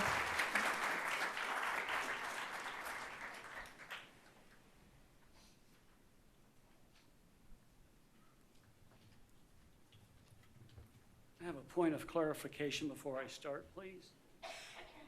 May I address the council? Sure. Hi, I'm Hamilton Boone, and I want to ask, would you support me in my constitutional right to read from material found in Brevard County Schools? I can't answer that question because I don't know what the content of your reading is going to be, but Ms. I can Sendall, defer to the Mr. chair. I can just refer back to our policy that I read at the beginning that says we Mhm. have to refrain from profane, inappropriate. I can read it again if you want me to reference it. You don't have to.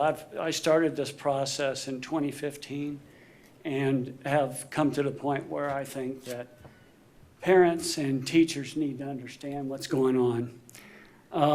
Also, I want to, somebody mentioned media, and I know in Florida Today there was an article about how well our schools are doing and the 0.6% increase in graduation rates. Well, I want to refer to a 2018 U.S. News and World Report for this county in particular, the school district, that shows that graduating seniors, 1/3 of them, more than 1/3 of them, cannot read at grade level. These are graduates.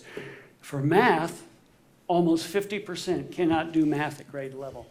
So I'm asking, with that type of education, something smells. Part of that is books and the different types of materials that our kids are exposed to.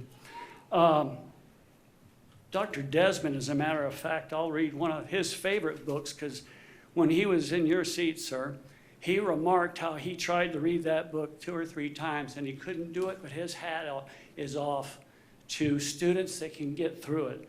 So allow me just to read some excerpts from books found in Brevard County schools. Ms. Deskovich, can I call a quick point of order, please, just for clarification and reminder? Mr. Boone, we have children in this room. We have children watching on television. I know because I have heard some of what you have shared before that there's a tendency to get close to crossing that line. So I just wanted to call attention to Ms. Deskovich that if we need to call a point of order or call a break so that we are not exposing students much younger than high school to things that they should not be hearing, we need to be prepared to do so. Thank you. If you'll add my time back, I'd appreciate it. Again, I've been working on this since 2015, my wife and I. Nothing has been done. The books are still here. They're still being handed out. So let me read from, this book's called Beloved. And what is Beloved? It's a work of fiction. So here's on page 20. As she raised up from the heat, she felt Paul D. behind her and his hands under her breast. Behind her, bending down, his body. Mr. Boone. Just turn off the mic. Point of order. Around her hips. That's just some of it. I'm going to have to call a quick recess. Here, Tina. Going to call a quick recess, please.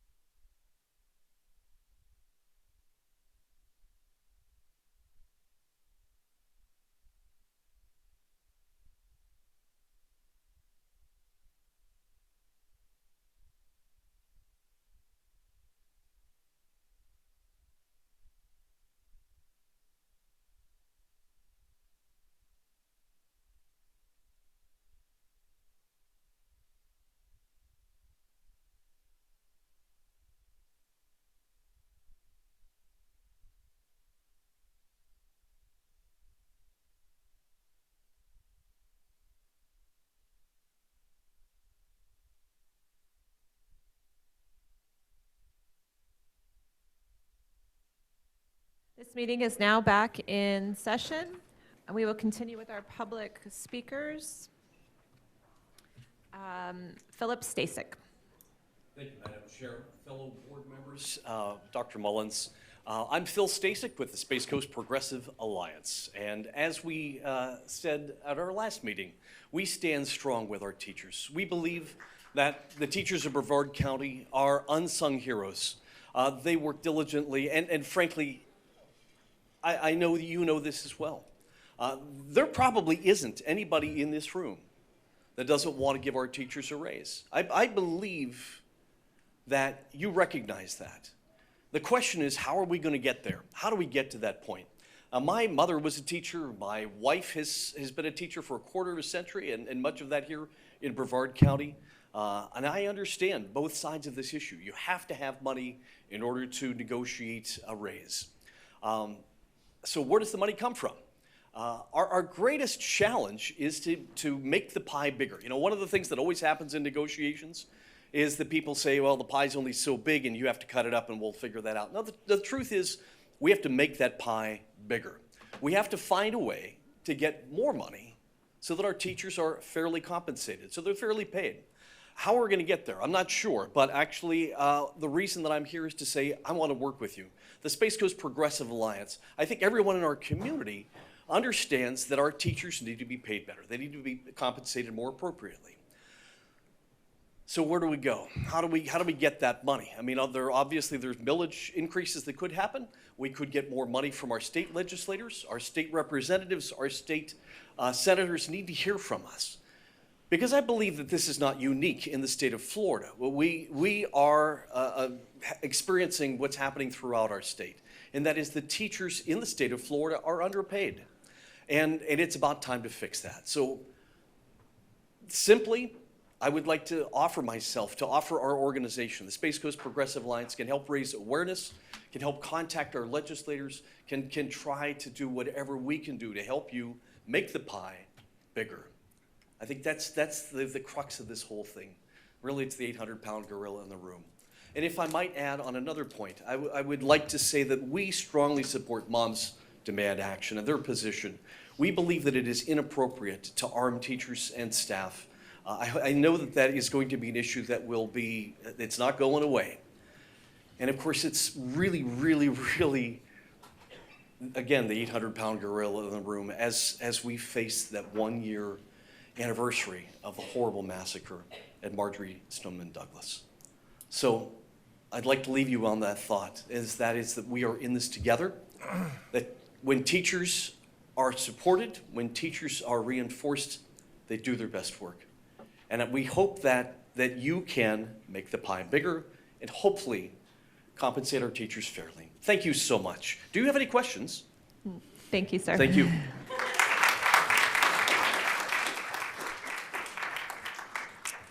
Our final two speakers are Scott Ellis and Patrick Breckenridge. We've already gone through 15.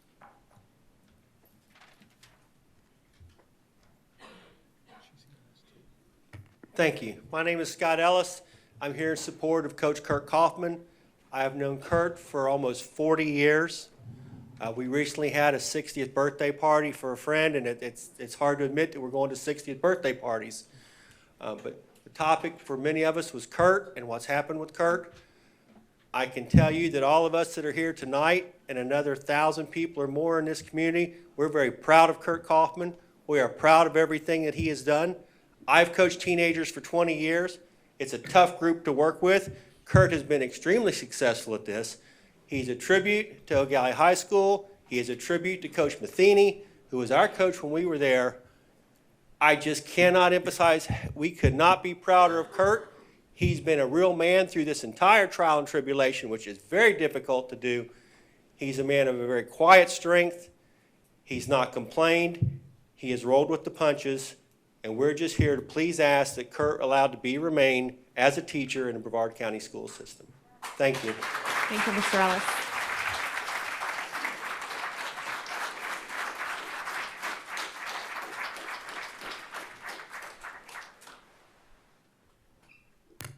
Good afternoon, board. Good afternoon, teachers. Thank you for everything that you guys do. My name is Patrick Breckenridge. I'm a product of the Brevard County Public Schools. Graduated from O'Galley High School in 2001. Attended Central Junior High School in the late 90s. Okay, I'm here to tell my story about Coach Kaufman and what he represents to me, and what he represents to so many young people that are out there. That's more important now than it ever has been. I'm a community guy myself who has a 12-year-old and an 8-year-old that's involved in many sports around O'Galley, O'Galley Little League. We volunteer a lot of our time, and a lot of these qualities that I'm trying to instill in my kids were really instilled to us, and I say us, my fellow classmates that could not be here, by Kurt Kaufman. This man provided so much for me in terms of material, in terms of being held accountable, in terms of being on time, teaching all the things that the school system does not teach us, showing up to practice on time, okay, being accountable for your actions, okay, and this is what he was trying to do and got himself in a situation by trying to uphold the rules by the school, okay. I don't want to talk too much about the case because I honestly don't know that much about it, and I haven't seen Kurt Kaufman probably since the mid-2000s, okay, maybe 2005, 2006 when I was home from college. But to see what he's done for me and so many, being a father figure that he didn't have to be, not only to his stepson, who he raised as his own, okay, but to me and countless others who showed up to practice that didn't have shoes that he gave us. Okay, I remember a time in 7th grade at the old Central Junior High School, which is now West Shore. I was coming out of the locker room, I slipped in some mud, fell down and got my shirt just completely dirty. He literally gave me the shirt off his back so I wouldn't have to walk around with a dirty shirt in the middle of the class. And that's not something that he did for me because I was anybody special. That's somebody he did because that's who he is. That's who he is as a person. Okay. Now this is only the second board meeting I've been to. The first one, I want to thank you guys for taking the right decision and really tabling this topic until you can get further information. But I'm appalled that it was even on there and you still had that many questions. My question is why? This man has committed 28 and a half years of his life, not only to education, but being that role model, being that person for so many young people who need it. I see it all the time in the community. I coach basketball, baseball, football. I don't see any father figures there. There's so many single-parent homes out there that are missing somebody like Kurt Kaufman to hold them accountable. Okay, many of them are in this room because they work 2 jobs, because they don't have enough pay. Think about that, guys. You guys know it's a huge problem that we have. And this man is somebody that here I am, 36 years old. I haven't seen Coach Kaufman since probably I graduated high school. Been to a few football games here and there when he was coaching at Palm Bay. But I've seen the same heart and the same thing that he instilled in me that he was doing for everybody else still. I'm beside myself because I can't understand this man has dedicated so much and he's on the board for termination for he said. So I hope that you uphold what we did in the beginning, our Pledge of Allegiance for justice and all. Okay, I hope you guys do the right thing. Thank you. Thank you.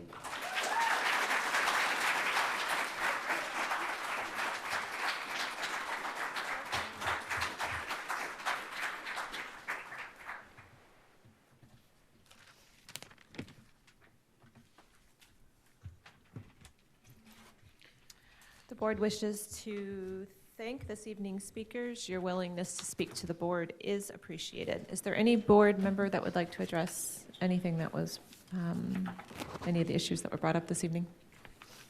Okay. We will now move on to the consent agenda. Dr. Mullins. There are 23 agenda items under this category 3 with previous information. Thank you, Dr. Mullins. Does any board member wish to pull any of these items? I would like to pull number 17, please. Second. F17. Pam?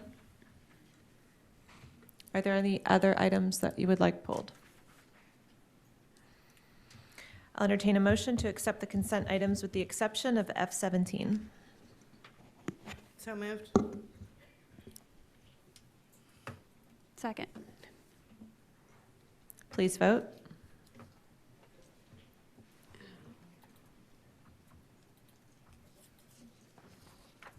Hang on, Pam. I'm in the wrong spot. Oh, there it is.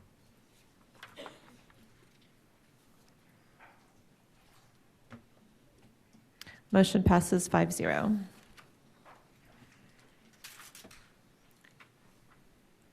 Now we need a motion on F-17.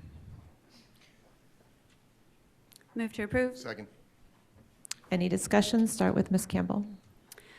I just wanted to take the point of thanking all the people who came out tonight, but also who have been emailing us over the last few weeks, and because of the way that you approached us, and I just appreciate the respectful way that you worded your emails and the way that you chose your words to support your friend and not to attack us personally, and I appreciate that very much. I want you to be aware that we have all had the opportunity to have access to the entire personnel file. And I know I took advantage of that opportunity to look through not just the investigation of this case, but Coach Kaufman's personnel file. And we do not take people's livelihood lightly. I don't. And I don't believe our staff does as well, as I've had the opportunity to talk with them about this. And so it is my feeling after that review of the entire personnel file to go along with the recommendation of the superintendent. But I wanted to let you know that I did some more research because several people were concerned about the retirement situation and feeling like Coach Kaufman was going to be losing his FRS retirement. And I did check on that, and that is not the case. And so I just wanted people to be aware of that as we move forward with whatever decision is made by the board. Mr. Susan? I wanted to take a second and say that as a former teacher and as a former coach, I took this pretty heavy. And up until about 30 minutes before, I thought I had my decision made. And I, because of some of the circumstances that I read and I reviewed the report, went through the West Melbourne City police report, went through the everything that else is inside the case, I don't feel comfortable moving forward with this recommendation. And the main reason is some of the other pieces that I read inside that report that came out that I wanted to make sure that every other board member has read the other pieces that are inside there besides the West Melbourne City Police report, besides the allegations against Kurt Kaufman, but there's some other things that are on the other side that we've been told that we weren't able to talk about tonight. Are you saying they were in the personnel file that we all looked through, but we can't Along discuss with them? just the entire, there's other aspects of the case that are inside of there that make it to where I don't feel comfortable moving forward with it. Is there anything that you do, is there stuff in there we're not allowed to discuss? Is We're that not what you allowed to just said? discuss students and information about students. Okay. Any other discussion? Can I just ask a point of clarification with Mr. Susan? Sure. It's basically what you asked, but I believe that each and every one of us sat down and went through the entire file. Right. Since the last board meeting. So for point of clarification, are you stating that there are things beyond the file that you reviewed, or there are things in the file that you? Inside the file, we have disciplinary reports for 2018/19.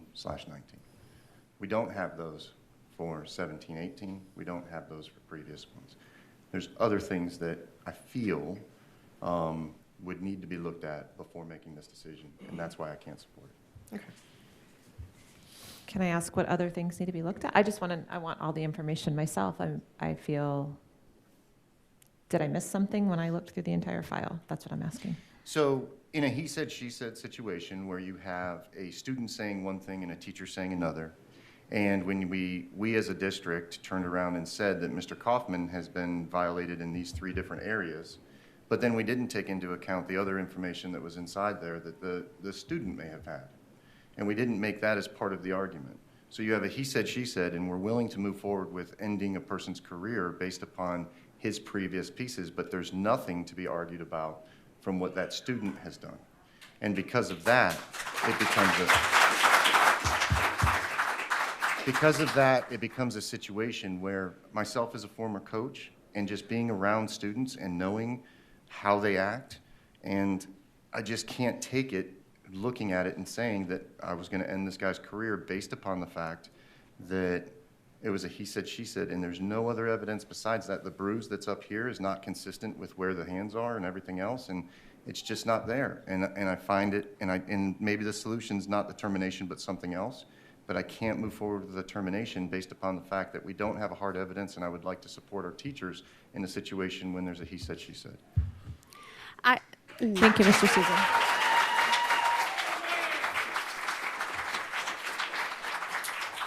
Ms. Campbell?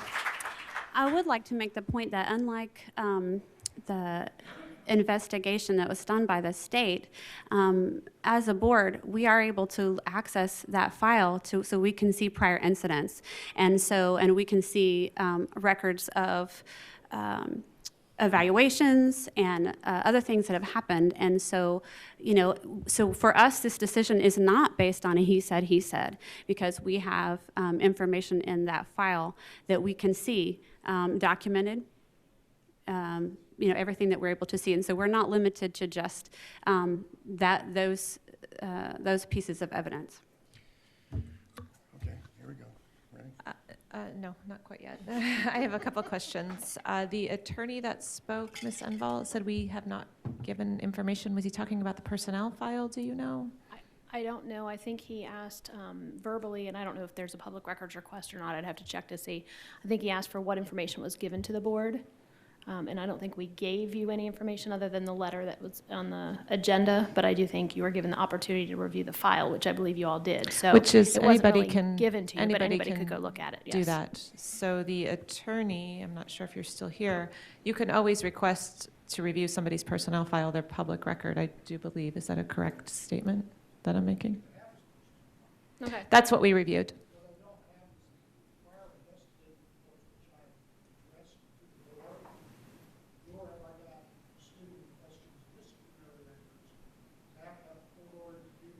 Correct.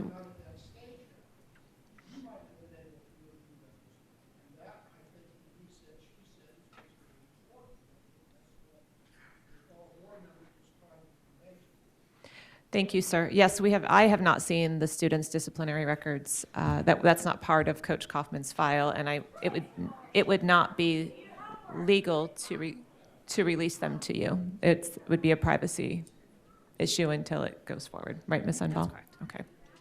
Okay, so can I talk real quick? So hang on, because the last thing that I ever wanted was to have a situation where we had the crowd involved and everything else. But here's what it comes down to. If we're going to say, I feel that if we're going to say that Kurt Kaufman has prior charges and he has prior incidences, that we have to also look at the other student, and that's what the court is going to do. And because of that, if we're not looking at both sides and eventually going to come to the final judgment, I think that this doesn't stand the muster of termination. Okay, Ms. Enval, can you give us a quick what our options are here? Obviously, we can vote to support the superintendent's recommendation. If we do that, what are the options that move forward? If we vote against the superintendent's recommendation, what happens there? Okay, so you can either vote to support the superintendent's recommendation or deny it or, vote to not support it. I will let you know that we have received a timely request for hearing. And under the statute, the board can decide whether to hear that on its own, all 5 of you together. This is different than the one we had before. It's either all 5 of you, or you can send it to an administrative law judge at the Division of Administrative Hearings. And if you're going to do that, that's where both sides present their evidence, and that would be the time when he would request and get a court order for the student's file if it is to be considered. And then the administrative law judge would do a recommended order that comes back to the board for approval. Thank you, Ms. Enval. Any more comments or questions? So we understand that no matter what happens here, we terminate, it goes forward, it goes to a law judge possibly, it comes all the way back, and we're back here again, with a possibility that the law judge says that it was not legal to do what we did. Or if you Or he decide not, finds- right, if you decide not to support the superintendent's recommendation, then, and the board votes to not support the superintendent's recommendation, then he goes back to the classroom. I would like to make a motion to table it, to give you guys an opportunity to come up with a different solution. You have to amend the motion Yep. that's on the floor. So I'd like to make an amendment to come up with a different solution to other than the termination of Kurt Kaufman.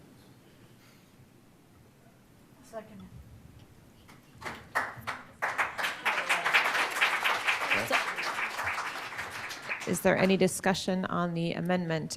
Does that need to be more clear on what a different It does, because we need to solution- know whether the board's going to support the superintendent's recommendation or go against it. And that's kind of what we have to do right now. You don't have any other recommendation before you other than the recommendation for termination. We can amend the order, correct? That then changes the course of what the recommendation is, right? So we can make a recommendation to not accept what Dr. Mullins' recommendation, but then we can also say, we would like to entertain going into negotiations for something other than termination. At this point, you can do one of those. I mean, it's going to be hard to clarify exactly what that is and what the board wants to do. If you want to recommend some other alternative sanction, is that what I'm hearing? Some sort of discipline, is that what you're suggesting? Other than discipline, other than options, there's a million other options that are on the table rather than termination. Correct, but I think in order for a motion to move forward, we have to be a little bit more specific than saying something Can I other. give that recommendation after this? Go ahead, Ms. Belford. Getting really uncomfortable with where this is going because as a board, it is our role to either approve the superintendent's recommendation or deny the superintendent's recommendation. It is certainly not our role as board members to tell the superintendent or the superintendent's staff how to move forward on an employee issue. I know it's all coming from the right place and good heart, but I just feel like we're getting out of our lane on that. So then I would make then I would remove it and I would make the recommendation to I guess we'll move forward with a vote. Right, now we have to take a vote On the original. on the original F-17 to, if you vote yes, you're voting to support the superintendent's recommendation to terminate. And that- if you vote no, we're voting to not support the Right, recommendation because to I believe we had a terminate. motion to amend, or a motion to approve Oh. from Ms. Campbell. Right, and we had it second by Mr. Susan.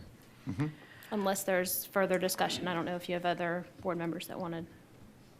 No, I think we're good. Well, I just want to put in one comment that I'm going to have to agree with Mr. Susan, that I feel very uncomfortable with termination, with the information that's been put forward before me. I can't make an official motion, and I can't tell the superintendent what to do with his employees, but I do think there's an alternative route here. I don't know exactly what that looks like. Yes, ma'am.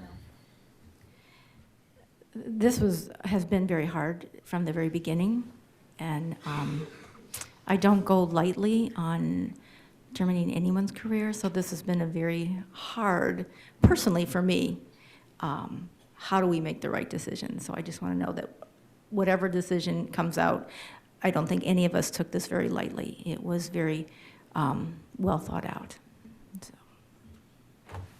Pam, do we need a voice vote, or can we vote? You can vote. We can vote. Okay, board, is there any more discussion? Please vote.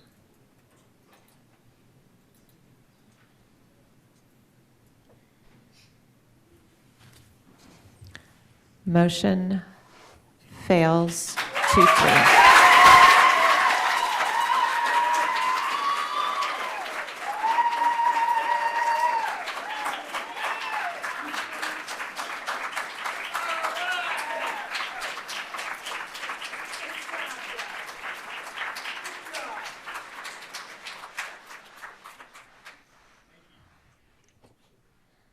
We will move to the action agenda.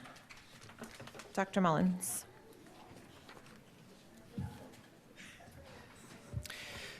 Ms. Deskovich and Board, there are 3 items under this category this evening. The first one is G33 on purchasing solicitations.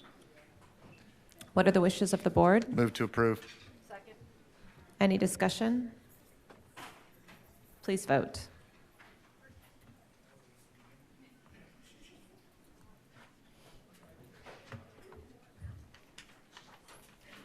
Motion passes 5-0. Dr. Mullins. Item G34 is to authorize the superintendent to advertise for a public hearing to approve the school improvement plans for 102 schools, including alternative sites, charter, and virtual schools. What are the wishes of the board? Move to approve. Second. Any discussion? Please vote.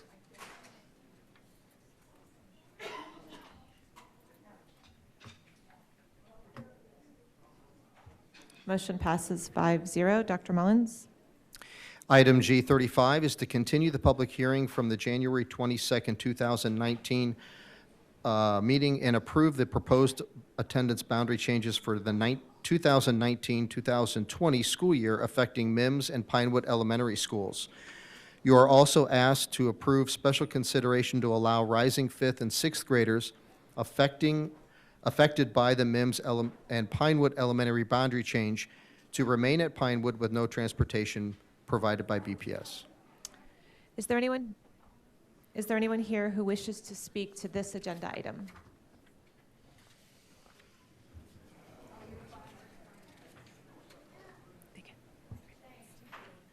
My name is Lindsay Harn. Just wanted to say there's so few amount of children affected by this change that we feel it would be beneficial for our children to stay at Pinewood, and it wouldn't affect Pinewood that much with our small number of kids. So I like that the facility people have offered to say rising 5th and 6th graders to have special considerations, but we're asking for even lower the grades to have that special consideration as well, since there's so few of us in our neighborhood. And that's the whole reason we moved through almost 4 years now to our neighborhood, is because of Pinewood. If it was zoned for Mims, we would have never even considered it. So that's just all I had to say. Thank you. Thank you. Would anyone else like to speak to this agenda item?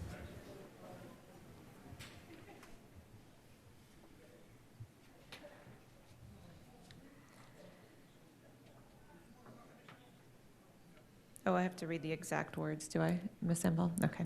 Is there anyone who wishes to address item G35 on the proposed attendance boundary changes for 2019-2020 school year affecting Mims and Pinewood Elementary School?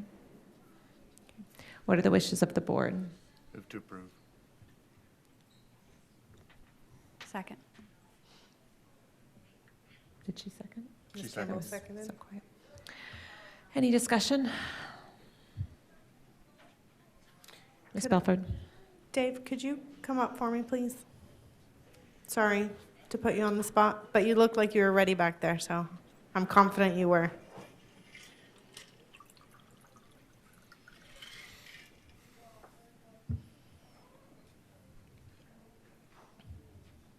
Good evening.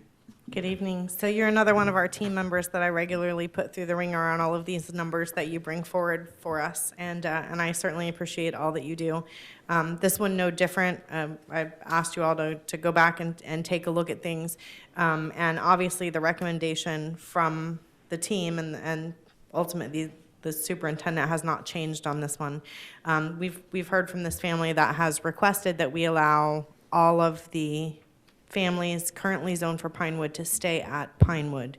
And I think you took a look at that and really tried to make it work, but what I am getting both from you and Sue and Ms. Archer and is we're moving forward with this recommendation, but I wanted to give you an opportunity to explain why we can't accommodate the request from your perspective.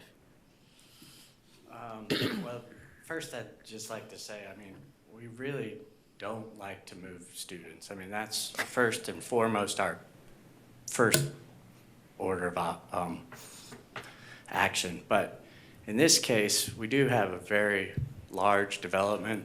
I just received an amendment to the development, which adds another 62 homes to an already 593 homes.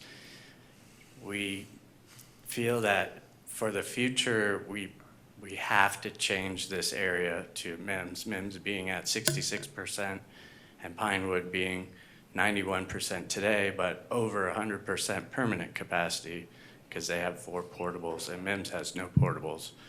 So the real crux is we've got to change the border for the future, you know, and the reason we brought this forward was so that we could plan ahead and make sure that we would affect the fewest number of people and try and be proactive, not take this lightly. If 100 homes got built in the last year, I would say that's pretty close to where they're at. We could get another 100 by next year. We feel pretty strongly from all the departments that this is the right action, and we don't take that lightly. So that's our recommendation. In terms of special consideration, in the past, we've actually only given special consideration to the very top grade, whether it's 6th grade, 8th grade, or 12th, or rising 12th graders. In this case, we did have a public hearing and announced to the people at that public hearing that there would be special consideration for rising 5th and 6th graders. So we wanted to stand by that. But it's very difficult when you have one single street, one single neighborhood where a student across the street is going to one school, the next door neighbor moves in, and they're the same age as the child, and one student gets to go to one school and another student has to go to a different school. So with the experience on our cabinet, you know, they've been pretty proactive about trying to stay firm on special consideration being only for the highest grade level. In this case, we've sort of amended our recommendation to include the 2 highest grade levels.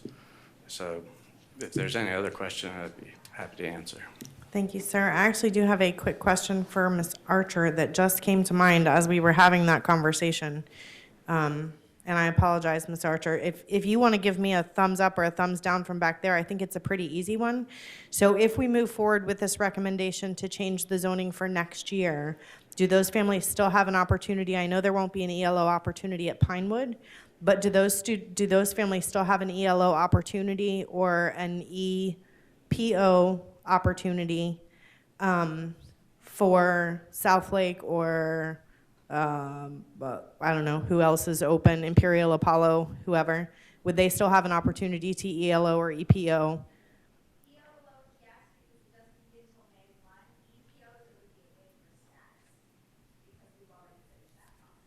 Okay, thank you. Can you remind us how many families, or how many students actually this would affect if we grandfathered in every student that's currently enrolled? The students that are currently at Pinewood are 32 students, and I believe when we take out the rising 5th and 6th graders, we would have 19 current students that would be required to move. Okay, thank you. Any more questions? Thank you, sir. Any more discussion? I hate to be the thorn in your side tonight, Dr. Mullins, but I have a hard time forcing, it's a core value of mine is for parents and students to have choice, and especially if you already have your child in one school, and with it only affecting 19 students. I heard what you said about students across the street going to a different school, but the kids across the street from me go to Holy Trinity. Kids all over my neighborhood all go to different schools, so I don't, that's a non-issue for me. Setting a precedence probably might be a little bit of an issue, but in this case with 19 students, I don't think that's going to break your 91% capacity. And they have to provide their own transportation, right? So they all might not even. That's correct. Yeah, they all might not even follow that. Okay. Any other discussion before we vote? Okay, please vote.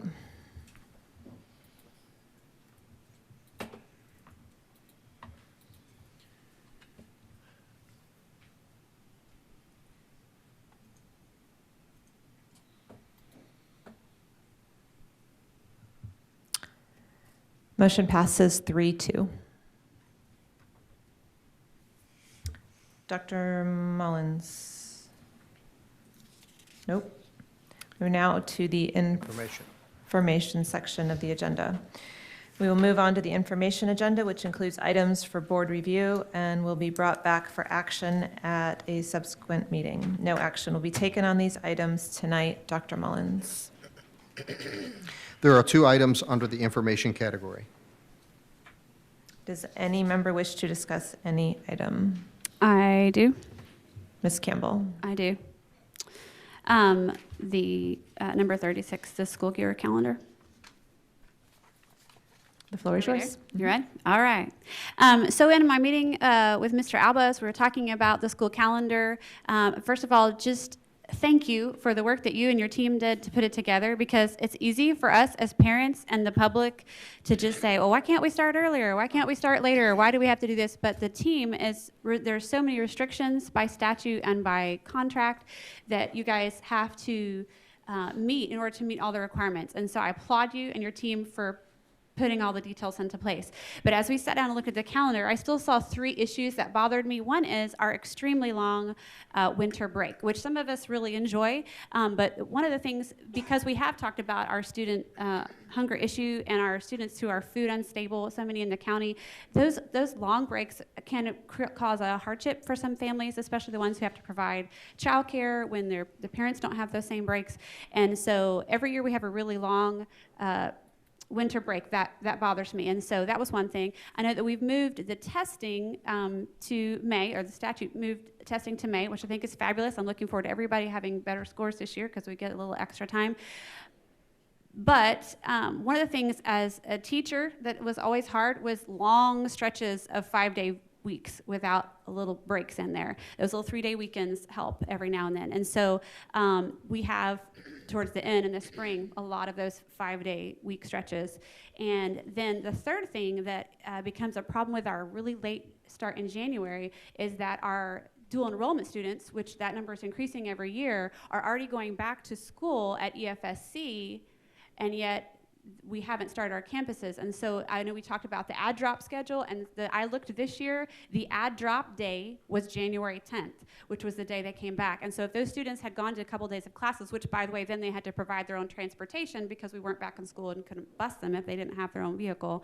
They didn't have access to their their school counselor to make any changes to get the add drop done, because add drop day was the day we started back to school. And so I asked Mr. Alba if he would entertain some changes, and I believe he's already looked at them and has some suggestions for us, and in that we start a little bit sooner, even just 1 or 2 days, and then create a 3-day weekend later in the spring, and so we can alleviate at least some of that. So Mr. Alba, would you, Dr. Mullins, would it be okay for Mr. Alba to come and make his suggestions?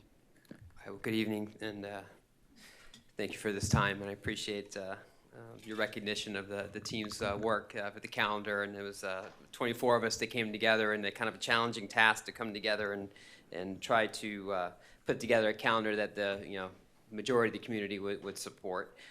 So I took a look at the suggestions that you had provided me during our meeting, and created a newer option. And I do have some copies if the board would like to see kind of what it would look like.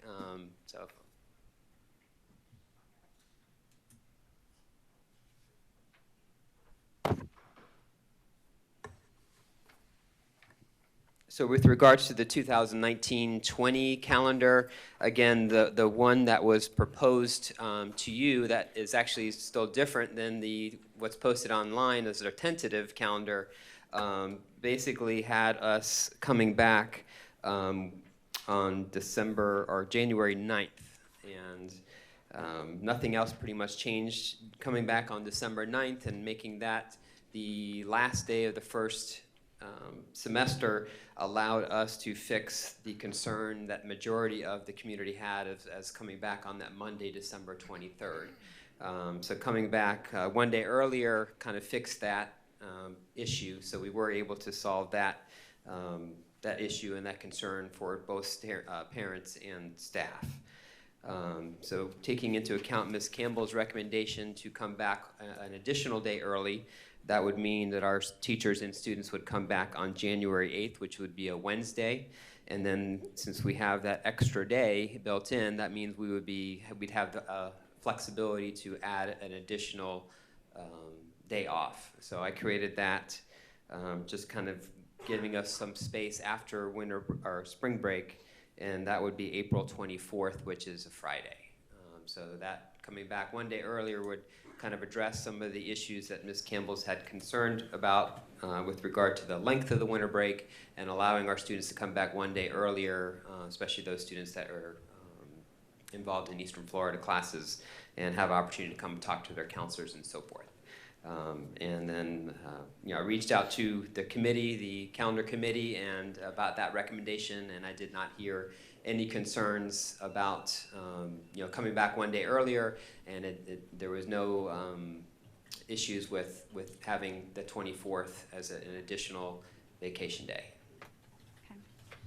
And so let me make a point of saying, because we kind of jumped over that the big change that you guys made with fixing the winter break at the beginning, the front end, thank you for doing that, because we had lots of concerns of coming back that late, close to Christmas and the holidays. And so thank you for the work you did getting the survey done and getting the public feedback and responding to that.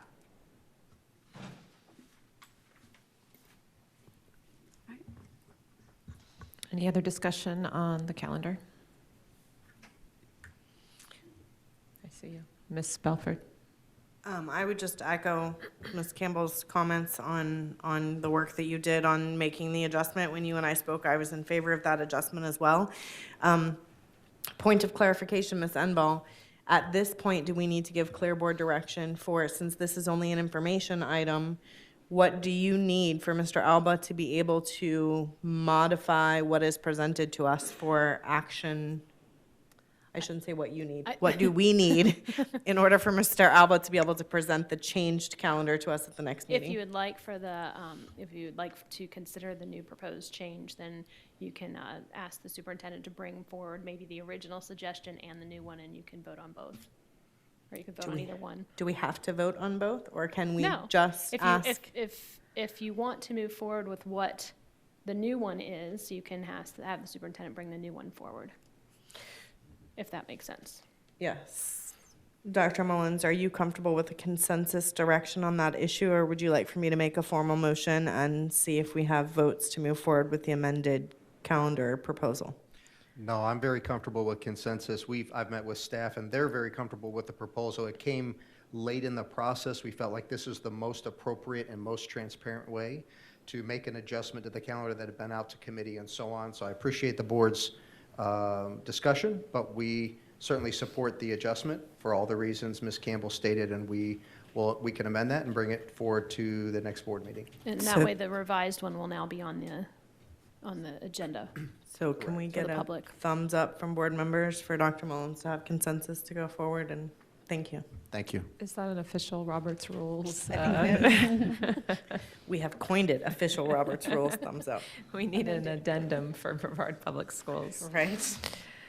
Would anyone else like to discuss anything on the information agenda?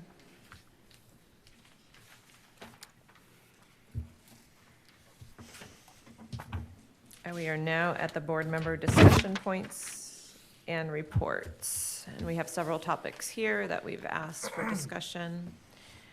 The first one I added to the discussion for textbook adoption. I know that we've had some issues in the news lately, or some items in the news lately about curriculum changes that will be headed our way, probably at least a year out, but there will be curriculum changes. And I've had several teachers and community members reach out to me and ask if we can put a halt on adopting the new math textbooks and other textbooks that are coming forward until we hear what the new standards are. Would one of the ladies from the back like to address? Or both. Or both?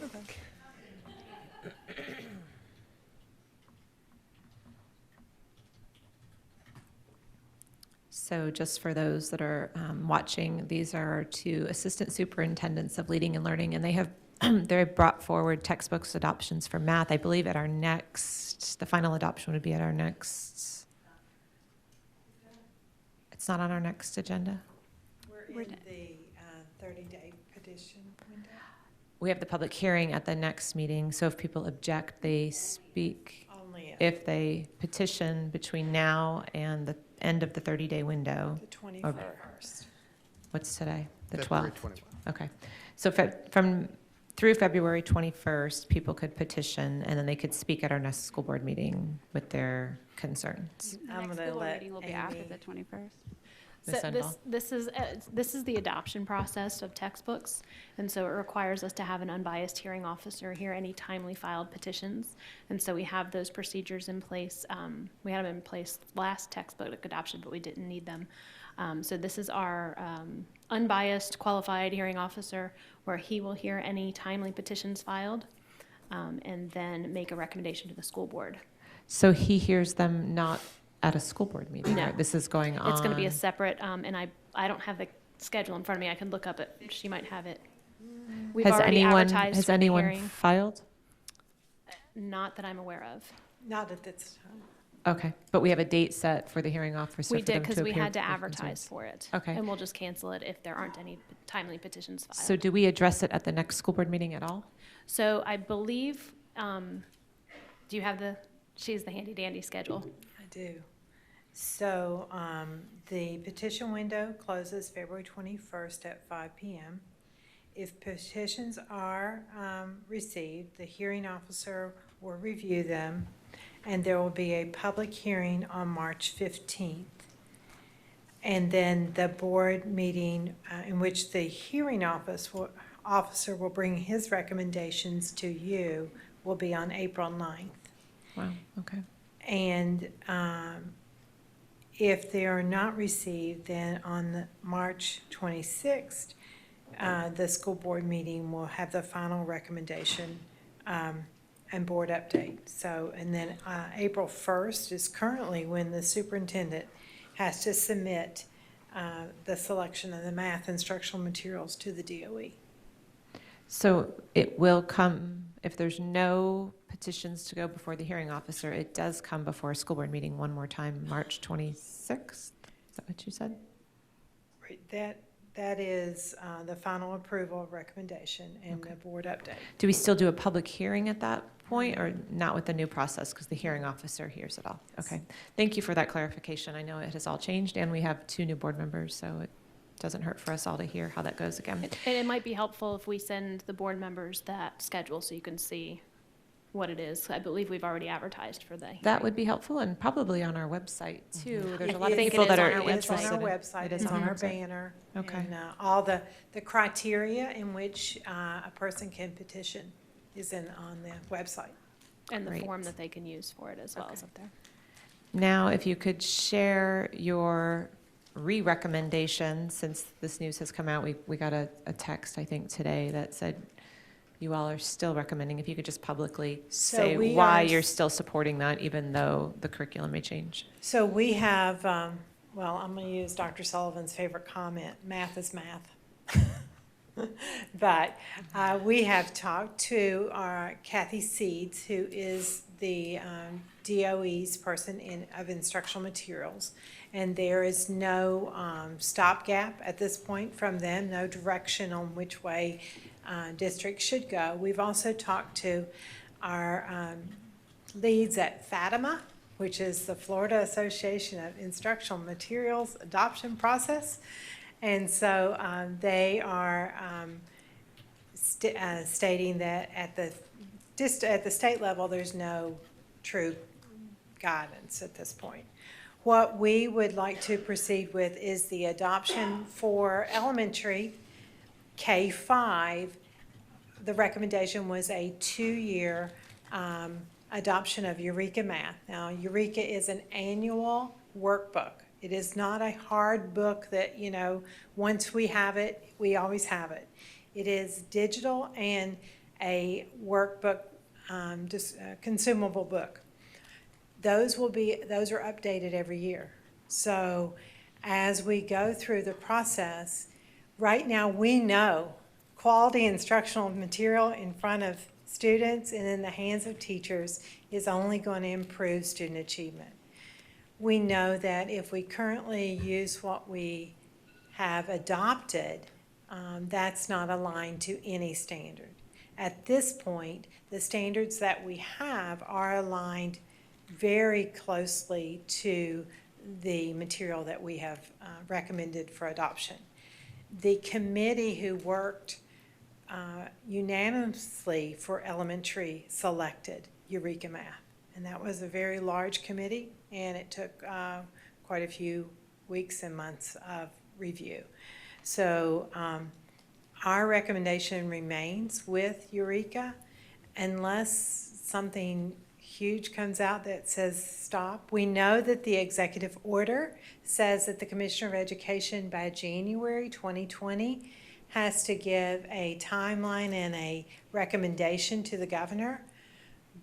But that's January 2020 of when that piece will be. So we are recommending for elementary that we continue with our work with Eureka Math and move forward with that proposal and continue with the training and support with Eureka Math. So the only thing we would be voting to approve for K-5 is a workbook that is renewed, that is consumable. So we'll have a new one the following year. Yes, ma'am. Thank you. Good evening. I'm going to address 6 through Algebra 2, because obviously dependent on the grade level. For grades 6 through 8, we have adopted a textbook curriculum called Carnegie, and Carnegie is also an annual consumable adoption.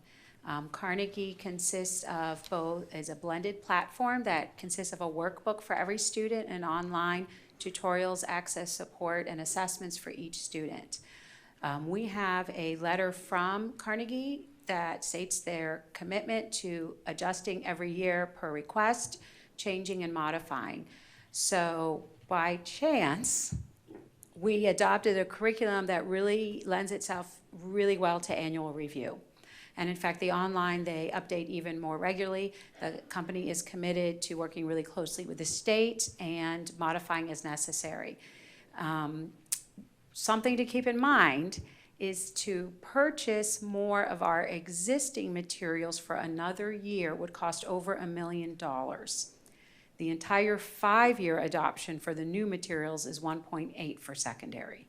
So we would be spending an additional $1 million on materials we don't have, that we don't have faith in, to supplement with good money after bad cliche.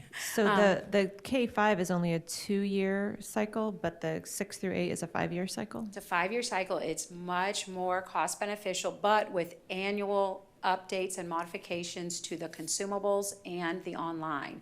So the 5-year adoption cycle includes a new consumable every single year for a period of 5 years. To give you some cost comparisons, that 5-year cost per student is $128, and annual cost per student is $100. And so for a 5-year period with a commitment, a formal written commitment from the company, they will modify and adjust every year. So it's similar in that it is an annual curriculum. Different than elementary, there's a lot less controversy in the middle school and high school standards. The middle school standards are primarily pre-algebra. I have a team of directors that are all math teachers. Everybody that we've had review it, it is probably the same pre-algebra we took with different advanced technology, but we're dealing with y equals mx plus b. We're still doing that. And so there's no real controversial changes in methodology, in curriculum, or in content. So we feel really confident about it being an excellent choice to cover pre-algebra. And that is a slight difference in secondary than elementary. Our materials for algebra, geometry, and Algebra 2 are Algebra Nation, and I'm really excited about Algebra Nation. We actually bucked the system of big textbook publishers. Algebra Nation is produced by the University of Florida, and it has been a long-term project on them working on, of course, college readiness, standards, and things designed for that. We are using Algebra Nation now in many of our classrooms. It was a free complement originally, but it is designed in Florida by the University of Florida, and it's been under a partnership with the DOE. And so it is materials aligned to college readiness and college access by the university. And it's not one of the big companies out there. And we chose that anyway, and it ended up being a perfect complement to these changing times. Algebra Nation for Algebra, Geometry, and Algebra 2 is also a consumable annual workbook along with online. Also have a letter from the University of Florida and Algebra Nation officials committed to annual modifications and adjustments as the standards change. And we've got that in writing from both of those companies. And so we feel really good. If we were in a different situation, had potentially adopted different materials, I might be advising you differently today. But by good luck, or we were just really thoughtful advanced planners, we purchased consumable materials. And so we're not buying a book that becomes obsolete in a year or 2 years. We have an annual commitment to review, revision, and rewrite. And so we're really fortunate about that. And we recommend continuing that in lieu of spending another $1 million to purchase more of what we had in the past. The final materials that we're adopting in secondary are for calculus and AP statistics, and those are aligned in support of the AP curriculum via College Board and are not really affiliated with the Florida State standards. Those are directly in support of College Board standards. And so it is our recommendation to continue. Know that we have a conference call tomorrow with the DOE. And so the Department of Ed has pulled together a conference call tomorrow for school district officials on the school board adoption. So as of today, that is our recommendation. If we're given additional guidance tomorrow, we will of course come back. We don't typically begin the actual purchase of materials until May and June. And so even though that has been adopted, we're not going to be doing any expenditures of funds anytime soon, and we can revisit it between now and then. I want to make one clarification. Elementary is a 5-year adoption as well. However, you have only approved 2 years worth of spending because of the cost, and we were hoping to, every year, Eureka says they won't, the price won't go up, but they sometimes go down. So we did 2 years in hopes that the prices would go down. If we did 2 years, we got 3 additional professional development days for free. So we did the 2 instead of 5, trying to monitor our money so that we're not spending more than we have to. We appreciate that. I just have this is just probably an odd question. In general, is everyone going to consumable textbooks now? Is that just the way? Is it because standards keep changing or? And digital. Digital, of course, that makes sense. We have but- found it to be super common, not so much in all of the other subject areas, but definitely in math. In math, there were a couple of the publishers that were still producing the book, but it's not as common anymore. They find a lot of benefits, of course, for students to be able to write in the book, having the workbooks, taking them home, and then complementing as necessary with some online support. Okay, thank you. Anyone else have questions for them? Ms. Belford? I just have a quick question, kind of along the same lines. Parent feedback to me is that when we utilize consumables, and primarily elementary level is where I have heard it, because I think that's where we've seen quite a few consumables.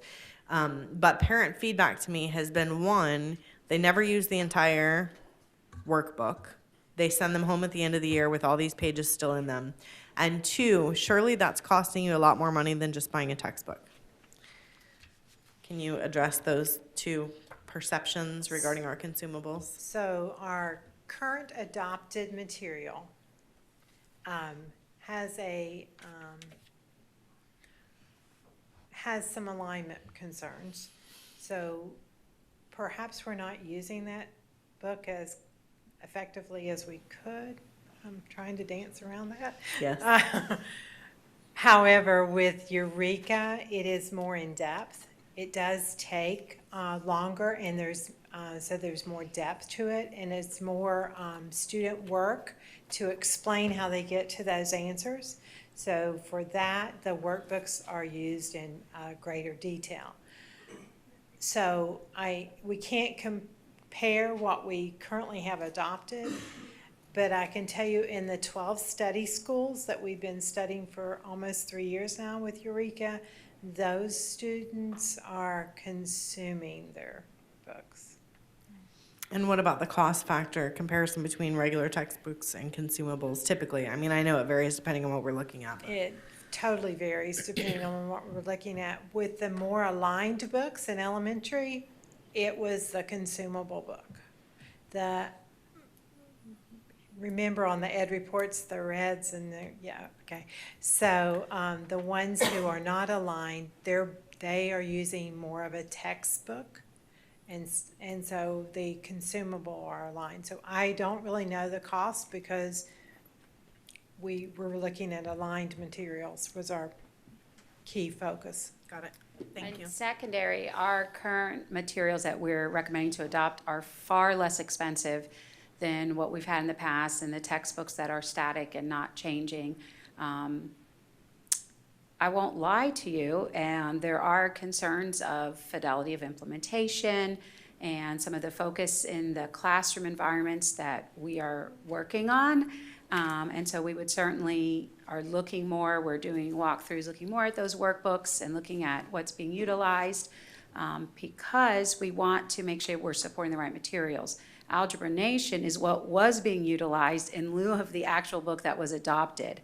And so the teachers were utilizing that material in lieu of the current material. And all the top performers that we went and met with throughout the district recommended that hands down as the more outstanding platform. And so that's why that ended up being one of our top choices, because the teachers' feedback on it as more quality material than what they had received in the past. Super. Thank you. Thank you. Anyone else have any questions or comments? Let me make just one. I have a question about the digital. So is that something that can move with them at home? Can they work digitally at home? Or Yeah, for okay. sure. In some cases, they're utilized as sort of your own tutoring support. They actually have people explaining the problems and giving you some real intense digital support. Sometimes they're used for homework practice, review. We'll be utilizing them next year for progress monitoring so that we can see how students are doing. Carnegie was originally very heavy on the tech side, on the blended platform, and our teachers didn't really respond to that. So Carnegie, in response, has created it more of a supplement and support as opposed to a primary method of instruction. And so we find it to be the changes they've made a lot more balanced. And students able to support it. A lot of our schools do parent nights and showing them how to use those online platforms. However, the student without digital access is not at all disadvantaged. And so we're working certainly in secondary, big initiative to open libraries earlier and later and really broaden the technology aspect for our students, but they can complete fully without complementary online at home. Great. Well, I'm also wondering if this will help parents when they say, I don't understand the math. So that's why I asked about the digital. 100%. In fact, I've had the good opportunity to see a lot of it up front. And when a student misses a question, you'll see a video explaining it. It'll explain the wrong select and goes through a lot of reasoning. A lot of power in math instruction is the understanding behind the questions that are missed. And so out of 4 responses, if a student gets it wrong, that's providing you a lot of information on their misthinking that teachers aren't always able to give that kind of feedback on. And so the digital platform actually explains the misthinking in the incorrectly selected response. And that is very powerful information that I'm hopeful that our instructional staff really takes a lot of advantage of in the upcoming years. Thank you. Thank you, ladies. Appreciate it. The next discussion item is an update from the SIAC committee. Mr. Susan, that was your ad. And all my notes How here. many pages you have over All right. there? No, this is my notebook. I'm sorry. So I just wanted to take a minute because we just had the most recent SIAC meeting and we went over all of the different healthcare pieces. It's the end of the year. Our cost from the previous year what did we do good, what did we do bad, what are we gonna do going forward? And there was some discussion, I've heard like rumblings from people on the dais where they hear some good ideas and they said, yeah, we might be able to look at this, right? So I did want to talk real quick is that the SIAC, for the first time, because of the recommendations from staff, restructured it. So for the first time, next meeting, we will have a chair and vice chair that's representative of the SIAC committee, which is the chair is going to be from the teachers union and the vice chair is going to be your representative. So you have, instead of the staff running the meeting, you actually have the individuals from the committee running the committees, which was a great idea. It was awesome. The vote went well. We, remarkably, only spent $900,000 more this year than we did last year. And to say that that's not a miracle is something amazing, because we were looking at cost increases between $5 and $8 million and looking at a trust fund that was supposed to be infused with extra money. We were going to have to raise up the deductibles and do all that stuff, but remarkably, we didn't have to. And the reason behind that was, one, our own SIAC committee members made the recommendation last year to look into MRIs and outpatient surgeries because we were paying too much because we were being steered towards the hospitals. Just because of that, Cigna put a person in charge to steer them, $1.7 million in savings, just off of that one thing. The next thing is that we increased a lot of the clinic usage, which drew down some of the cost. And Cigna, because we threatened to go out on bid or whatever it was, however that worked, came forward with a almost a $2 million give back to us over some of the costs. So, and the way they do that is we pay them fees every month. And what they did was they gave us basically a fee holiday for the last 2 months, which was considerable. So to say the least, our trust fund and our plan are looking really good. I also wanted to reiterate, we have not seen an increase in 5 years. 5 years. Go across the street and ask the county how much money they've had to pay up, how much theirs has increased every year. They get a raise, and then they have to charge more for their insurance. So we are very lucky to have the staff and the leadership on the SIAC. For the future, they're talking about expanding our clinics not only for the hours that they have, but for the prescription drugs to be able to do lab work, so blood work and everything else at a higher level. And just so that you guys know, we contract with different facilities for that, and Quest might be one cost, another one, so if we do it, we reduce that cost, basically. The other is that they kept saying education, education, education. So the committee wants our members educated, and one of the indicators was our flexible spending account that we had last year was flat this year, meaning that there was no increase in usage, even though 500 people dropped off. So what that tells you is that the people that know about flexible spending are spending more, but the people, we actually lost participation inside of it. So that means that the more education we get, the more people will put into the flexible spending. And how that works, so that everybody understands, is that's pre-tax dollars. So every dollar that we put into the flexible spending account, we don't have to pay taxes on, which saves us roughly 7-8%. So if you start talking about the millions of dollars that go into that, we start to save some money. The other piece of that is that I wanted to tell part of the education is that we literally lose, teachers and staff lose $100,000 a year in that flexible spending account because they're not spending it. So we need to do better at that so that our employees are spending the correct money. Also, John Craig wanted to look at a high deductible plan for our younger employees so that there's an opportunity for them to pay less. And they went out to bid for a pharmacy and a benefits manager. And there's a couple of different options that we'll probably see to come back from that. And as a whole, I would say that the direction of the SIAC committee and the recommendations and everything else are phenomenal. And we should be very proud of our representatives on that board because they are phenomenal. Like, I couldn't tell you how happy I am for their work. Yours is new, but I'm sure she's just as good as the rest of them. That's it. That's all I have. Ms. Belford. Ms. Belford? I would echo, Mr. Susan, your comments about our representatives on the committee. I think we are blessed to have some phenomenal talent there and ability to really help us to be more successful in that area and do better by our employees. wanted to also share that my particular representative on the committee has given some positive feedback on Aon and the way that they have handled the RFP process this time around. And also wanted to give huge thanks to Ms. Zerker and all of our internal staff that worked on that RFP process. And I know it was, I'll say, time consuming and perhaps challenging to make sure that we had the opportunity to get all of that input and that the board understood what the input was. And so I am incredibly appreciative of your willingness and ability to go through and do all of that for us. But the one thing I did want to say is that if you do have any ideas that you're hearing out there, yeah, I know we do it all the time. So if you hear any ideas that you would like to implement, please get them to your member, because between now and the next couple of months is the time to do it. Otherwise, we're waiting until next year. And unfortunately, a lot of our members say, we've been trying to do this and do that. Well, let's get it done now, because Langdorf's ready.